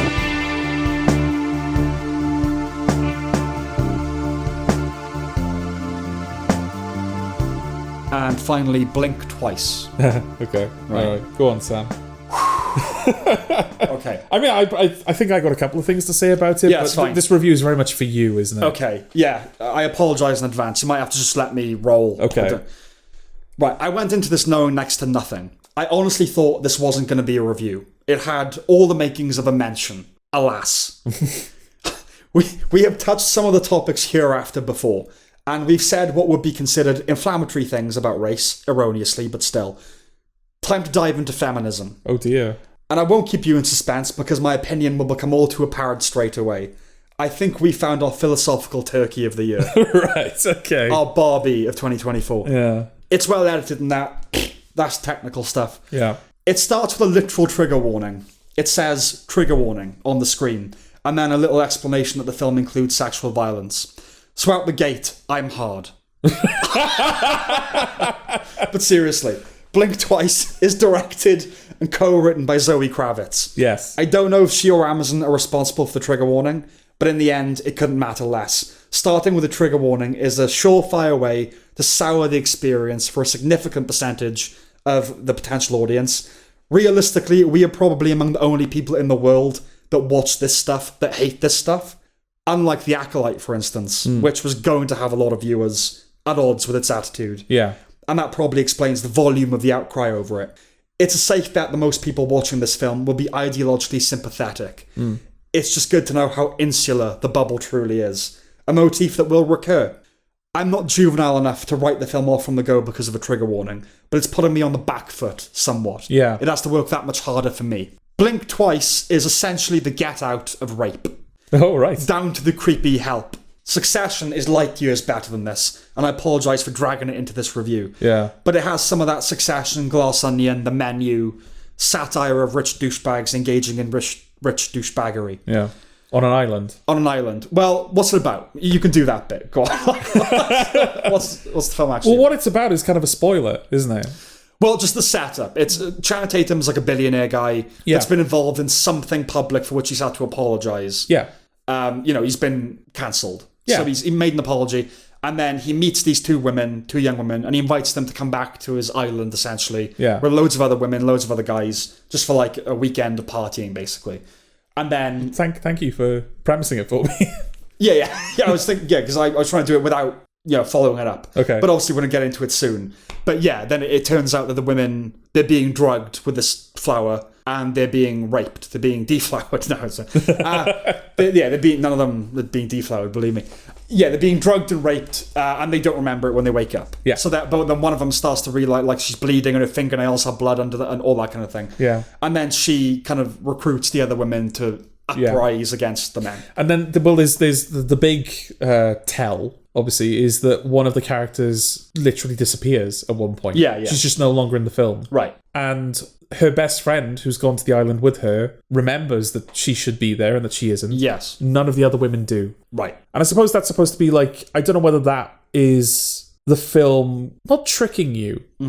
Because I don't know how forward the trailer was. In terms of kind of... I don't know. Yeah, they probably wouldn't have shown like the rape stuff. No, but no. I don't know whether it was kind of going, oh, something's going on, the women are like forgetting. But yeah, they go to this island, they're partying, they're having a great time, and then all of a sudden this character just like ceases to exist. Right. And you're like, oh, this is the mystery, this is the film. But it's not really, because... No, but the content, like the fact that Channing Tatum is a billionaire that's been cancelled, you sort of know it's going to go, and you know it's a horror-y kind of thing. Yeah. Thrillery, so you know it's going to go there, Now, it doesn't say that all men are like that, right? Because, basically, all the men there are raping all the women, right? Yeah. It doesn't say that all rich people are like that, though there's certainly a contempt for the uber-wealthy in there. It's just an implied, certainly inferred, worldview, a kind of ideational milieu, of which I am at least suspicious, essentially contemptuous, and mostly tired. I just don't want anything to do with this thing. Right. The original title of the film was Pussy Island. I've read that Zoe Kravitz wanted to reclaim the word pussy. What does that mean? Obviously, the studios were nervous about the title and cinemas didn't want to advertise it. Yeah. When they dug a little deeper into the market research, they found it was women who hated it the most. It made them not want to see the film. Which comes as absolutely no surprise to me. Yeah. And to you, I suspect. Yeah. But I imagine that it would to Zoe Kravitz. Look. More women than men are pro-life. Although she acquiesced to the title change, that was like, get with it. The whole like, oh, women march for abortion rights and all that kind of thing. It's most women actually are anti-abortion. Okay. But you don't hear about them. Do you know what I mean? So it's like, yeah, the fact that women don't like the word pussy is like, yeah, have you met women? Right. But they're in this bubble where they think, yeah, pussy, let's reclaim nigger, let's reclaim this. Yeah, that pussy's a weird one. No. Because it's not even used as like a gender-specific insult, is it? No, but no, exactly. It's not like the N-word was like, oh, you only call a black person that. No, it's like, no, you could call men or women pussies. You call men pussy. Well, more men, I would say, than anything, because that's the whole thing. You're like a woman. I suppose, but pussy as a like, oh, I'm going to tap some of that pussy. Like that kind of thing. Oh, right, okay. I suppose would be more female specific. Okay. Oh, is this the Nicki Minaj school of feminism? WAP. Yeah. Yeah. Where it's like, I'm going to like reclaim my femininity by just giving men exactly what they want. Yes, exactly. In a song written and produced by men. Yeah. Although she acquiesced to the title change and has made some noises about listening, we have to listen, she said that we're just not there yet. Is that what progress looks like in her world? We're not there yet. Yeah. Whenever one makes the point I'm about to make, one faces, well, what if they had said that about X back in the whenevers? So if I say, can't you, Zoe Kravitz, just accept that women are not there, end of sentence? Oh, would you say that about resistance to suffrage? No. Right. It's like, because whenever you say, like, you talk about the trans thing, they were saying about gay people in the 60s. Like, well, they weren't, for one thing, and secondly, they're different. I might be on the wrong side of history here, but I'm willing to nail my colours to this mast. Okay. I dare say you and I, mostly I, are condemned to be regarded by future generations as dinosaur purveyors of isms. Right. But reclaiming pussy is not nigger, is it? Adria Arjona's character says at one point, women have been taught to compete against each other. She doesn't say by men, but, Yeah, okay. I know you're on a roll here. Yeah. But I hope this doesn't derail you too much. Okay. But this is one of the few things that I feel I can bring to the conversation. Yeah, I think when she gives that speech, Yeah. she's saying that given the opportunity, what she would love to do is kind of open like a program that teaches women self-defense Right. and survival skills. Yes. Because she kind of like, it's at that point that she's sort of figured out, like, oh, I kind of know what's happening. Right.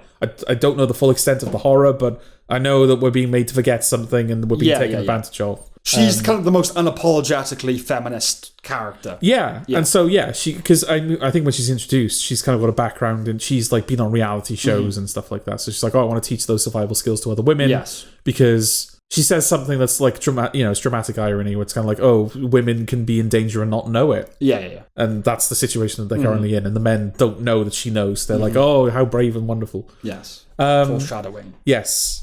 Actually, this actually requires that I spoil the film. If it's about the ending, Yeah. we'll get there, I promise. Okay. Hold on to that point, Yes. audience. We'll come back to it. Yeah. The important thing to remember is that she wants to create a program where women learn survival skills. I'll talk about the ending so we can talk about it. But yes, this whole thing about women have been taught to compete against each other.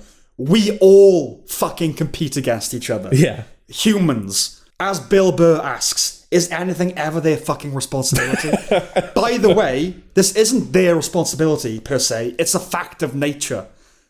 A lot of this next chunk is inference. Okay. But I think it's reasonable inference. We're not there yet. Could have been a disposable punctuation. But it says a lot to me. It indicates a certain degree of condescending matriarchy. I prefer maternalism. Beside note, maternalism means being all motherly. Paternalism means dictatorial control. So, anyway, this maternalism is reflected in the characters. When two of the women find out they've been drugged, they trick the other women into drinking the anti-venom. Yeah. I'm not saying they shouldn't have done this. And I understand it's a tame example because it's basically the right thing to do. But it's like, we know what's best for you. We don't even have to tell you. Yeah. Gina Davis is in the film. Yes. She's basically the boomer Aunt Jemima, where she's happy to forget what the men are doing to her and resents knowing the truth. The main character kills her, basically saying, bitch, I tried to help you. To me, there's a connective hubris between Kravitz and the central character. It should also be pointed out that Gina Davis is a feminist icon of the 90s with Thelma and Louise and A League of Their Own and films like that. Okay. I don't know if her casting is meant to be ironic or an unconscious/conscious arrogance at play, the whole okay boomer phenomenon. Your generation had a go, now we'll do it right. Okay. It's possible I'm reading too much into it, but sometimes we reveal where our heart is without knowing it. Every other woman in the film is young, so it really makes me wonder whether casting Gina Davis is an implicit criticism of older feminists. Yeah, it's difficult, isn't it, when she's the only example you have to go off. And she's a feminist icon. Yeah. And she's a generation older than them. Yeah, it's like them going, God, older women need to be lectured. Like, they think it's okay. It was okay for men to do all this. Because that's what that character represents, a woman who is submissive. Yeah. And yeah, the fact it's an older character, I think it's not a coincidence. Do you know what I mean? Okay. Even if it's not conscious. In the final act, there's a lot of girl power nonsense where the women turn the tables on the men. Inevitable, of course, but nonetheless ridiculous that these women are overpowering these guys. There's the requisite shot of badass women covered in blood, a new trope. The film isn't as vulgar as its more extreme compatriots, but I think we could call this brand of feminism fourth wave feminism, really. Period blood feminism. Okay. It's not period blood in which they're covered, by the way, but period blood has become a whole thing with this wave. A red wave. A red mist. In more ways than one, red scale with the act. Okay. I googled whether period feminism or period blood feminism was an existing thing. It's not, but I swear to God the results you get. I only had the fortitude to get through one article, but Jesus, there's some bullshit out there. Right. There is one potentially interesting moment in the film. At the climax, Channing Tatum keeps repeating, I'm sorry, in different intonations, ultimately screaming it. He's making the point that no matter how much you prostrate yourself, there's no forgiveness, only forgetting, which is kind of the recurring line of the film. Yeah. Now, I don't know what the film is actually going for there, because obviously he's transposed that very specific notion about apology in the public square to drugging and raping women, which is a leap. Yeah. It raises a bunch of questions that would all be answered by answering just one, really. Did he take up this island rape business after his apology, out of a kind of sadistic frustration at not being forgiven? His little monologue could have been a moment where the antagonist was given his due, as it were. Not that what he's doing is vaguely acceptable, but a rationale, poisonous as it is. Because the first part of it is true. He does have a point about the farce of apologising in the modern age. But if he was always doing this, before the apology tour, during the apology tour, it's unqualified evil. Yeah. You couldn't invent a circumstance where what he's doing is justified. But it would be interesting to know if he had his reasons, quote unquote, or is purely cynical. Does the film think that he's wrong about the apology stuff, too? Is the intention to portray that as a nefarious opinion? Is the film saying that, no, there is forgiveness, that he's wrong about that because, well, he's the bad guy? Is it saying that there shouldn't be forgiveness because look at the irredeemable piece of shit asking for it? Right. I don't think the film wants these questions to be asked. In any case, the rest of it is coming from such an obvious and I would say misguided place. I can't believe there's anything sensible in its head. If he was always doing this and never intended to stop, that's one thing. If it's a reaction, insane as it may be, it's another. And I don't think it's a trivial difference. And much like fourth wave, period blood feminism, and modern racial politics, and everything else in this intersectional cancer, it suggests that not justice, but revenge is the appropriate response to injustice. Okay. There used to be segregation, so now we demand black-only spaces. In crappy action movies, where revenge is the central thrust, we go in sacrificing any kind of philosophical seriousness. They tap into a visceral something that most audiences are mature enough to understand as vicarious. And some of these films are actually problematic, by the way. They are genuinely toxic. Deeper films that deal with revenge critique its toxicity. Dead Man's Shoes, for example. And there are some ultimately nihilistic films, usually horrors or thrillers, where moral rot is somewhat the point. Be that pointing out the moral rot in the world, or the filmmakers themselves being dubious, nasty characters that produce dubious, nasty stuff. There's Texas Chainsaw, oh gosh, the world can be an abyss. Yeah. Then there's The Bunny Game, whoever made this is fucking horrible. Right. Take as an example the ending of Run, where the girl keeps her mother in a constant state of debilitation, as she was made to. We leave with an equal sense of vicarious victory, and the sense that that's fucked up. Many horror films leave out the victory dimension altogether. Again, Texas Chainsaw. Blink Twice is a nakedly political film, small p. Even the intended title became a political issue. Yeah. It can't therefore be written off as not to be taken seriously, as we might with, say, Death Wish 4. Right. It wants you to take its themes and subtext seriously. So no, I'm not a fan of the fact that the resolution is her drugging Channing Tatum and using his status to accrue power for herself. A resolution that I would argue is unambiguously Yas Queen. And this brings me to the final overlap with intersectionality. In the end, it's all about power. It's not about justice. It's not about love. If only a film had the stones to depict a bad bitch as bad. And now I suppose we can address what you wanted to talk about. So that is indeed the kind of the way that the film ends. Yes. Yeah, Channing Tatum, she manages to kind of slip this chemical that makes you forget into Channing Tatum's vape. Yes. And so as he's standing over the woman that like wants to set up the program that, you know, survival skills, he goes to like kill her, but then like instantly forgets who he is. Yes. Because he's inhaled this chemical. She takes advantage of that. Is it Zoe Kravitz? Is like who's the main character? It's not Zoe Kravitz. I know, yeah. Honestly, I can't remember who plays the main character. Okay. But it's not Zoe Kravitz. Yeah, because in my head, because Zoe Kravitz has directed and written it, I've kind of put her in the protagonist role. Also was in a relationship with Channing Tatum until very recently. Oh, interesting. Yeah. Funny that. Is it actually? I don't know. No. Anyway. Go on, I'm going to Google who the actress is. Oh, right, okay. Yeah, so that character, she kind of takes advantage of it by inserting herself into the role that Channing Tatum occupied as the head of the company. Yeah. So she like controls his schedule and everything that he does, he has to get her approval. Yes, Naomi Aki is the actress. Yeah. Right, okay, all right. Yeah, so as you say, it's that kind of Yas Queen thing where she's kind of taken all the power for herself. Yes. But that's like all the film is really concerned with. Yeah. So you have the reveal that she's now in charge of everything and then the film is over. And it's like, yeah, but I don't know what that actually means. I don't know if this is a good thing or not. I don't know what she plans to do with that power. Is she doing it just out of spite for Channing Tatum? Or is she actually using that power for good? Yes. I would say the fact that the Adria Arjona character brings up that she wants to start a non-profit to do XYZ. Yeah. We can probably infer that that's happening. But that's the thing. No, it is an inference. It is an inference. It is an inference. Because that character, the only character that said that, like, if I had the power to do it, I would do good for other women, is not in that final scene. No, she's not. She's not even mentioned. We have no idea if, like, we know she survived, but that's it. We don't know what her fate is. We know and the fact she survived, and the fact that that's been flagged, I would say you're meant to kind of put two and two together and go, oh, okay. So why? No, I know. It should have been explicit. I agree with you. Yeah. But I think the point of the ending is power for power's sake. Because that's what the left, that's what the intersectional, that's what it's all about. But that's not a good thing. Because they think it is. No, but it's not. This is the problem. Yeah, but that's the thing. The film doesn't explore it at all. So I don't know. Like, you presumably he was funding this island rape business through, like, his company. So has she, the company that she's now in charge of, so has she, like, put an end to that? Of course.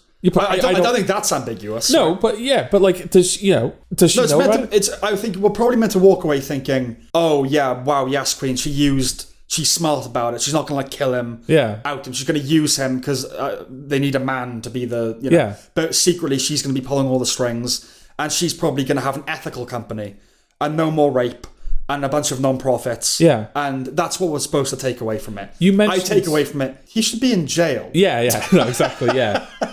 Instead of the public basically, like, thinking he's still an alright guy. Yeah. You mentioned the creepy help earlier in the review. Yeah. The creepy help knows what's happening. Yes. She doesn't have the language to articulate it. No. But she knows what's happening. Yeah. To the point where when the building that the rape has kind of taken place in burns down on the island, she's standing outside laughing. Yes. And like, haha, thank God they've, it's all over. Right. So she knows everything that's happening. Yes. So what is... She's another Aunt Jemima. She's not... Well, no, because she's not, because I don't think she approved of it. But she does it, doesn't she? If only the film had bothered to explore it, Sam. Yeah. But yeah, I mean, like, her reaction at the end where it's all burning down, that suggests to me that, like, oh, she got what she thinks the right thing has happened. Yes. She didn't approve of it, but she had to do it, and now she doesn't have to do it anymore. Yeah. But, again, not in the final scene, and not mentioned at all. Right. So... What was the name of the protagonist again? Naomi Aki is the actress. Naomi Aki. Yeah. So has Naomi Aki paid her off to keep her silent? Because the people don't know that it's happened. Yeah. So is she burying the rape thing? In which case, that's not a good thing. Oh, yeah, they're definitely burying the rape thing. Okay. Definitely doing that. That 100%. Yeah. I would. Like, I'm inferring a lot from the ending. Just like, and you have to. It doesn't really want you thinking about those things. But if you do, you go, okay. I guess Adria Arjona is now part of the company as well. Yeah, the maid's been, like, paid off or whatever. Like, very healthily paid off. Yeah. And there's an understanding between all three of them. Like, oh, it's better for the world. It's like the end of the Dark Knight. It's better if we maintain this lie. Like, because we can do more good through maintaining that lie. Right. That's what I'm taking away from it. Okay. But yeah, no, there's no sense like, hang on, it's like Rorschach, there's someone out there who could blow the whistle on this whole thing. Yeah. No. I think you just meant to go like, yes, women. But it doesn't explain anything, No, Sam. I know. Look, it's a problem. It's a bad film. Yeah, it is. There's all of this nonsense is to be expected in a culture circling the drain. But that doesn't mean I won't remain vigilant in reporting the whirl, for we are the elders of Video Village. The thing. Listen, the filmmakers will probably take pride in the fact that I didn't enjoy it, ignorant of the truth that I'm no enemy of women, that I am, if I do say so myself, actually a pretty sensible young man. And I dare say representative of a lot of other young men who are quite baffled, very bored, and altogether better than this. And that's my final word on Blink Twice. Then we shall say no more words on it. Excellent. See you next time. Bye-bye. Bye.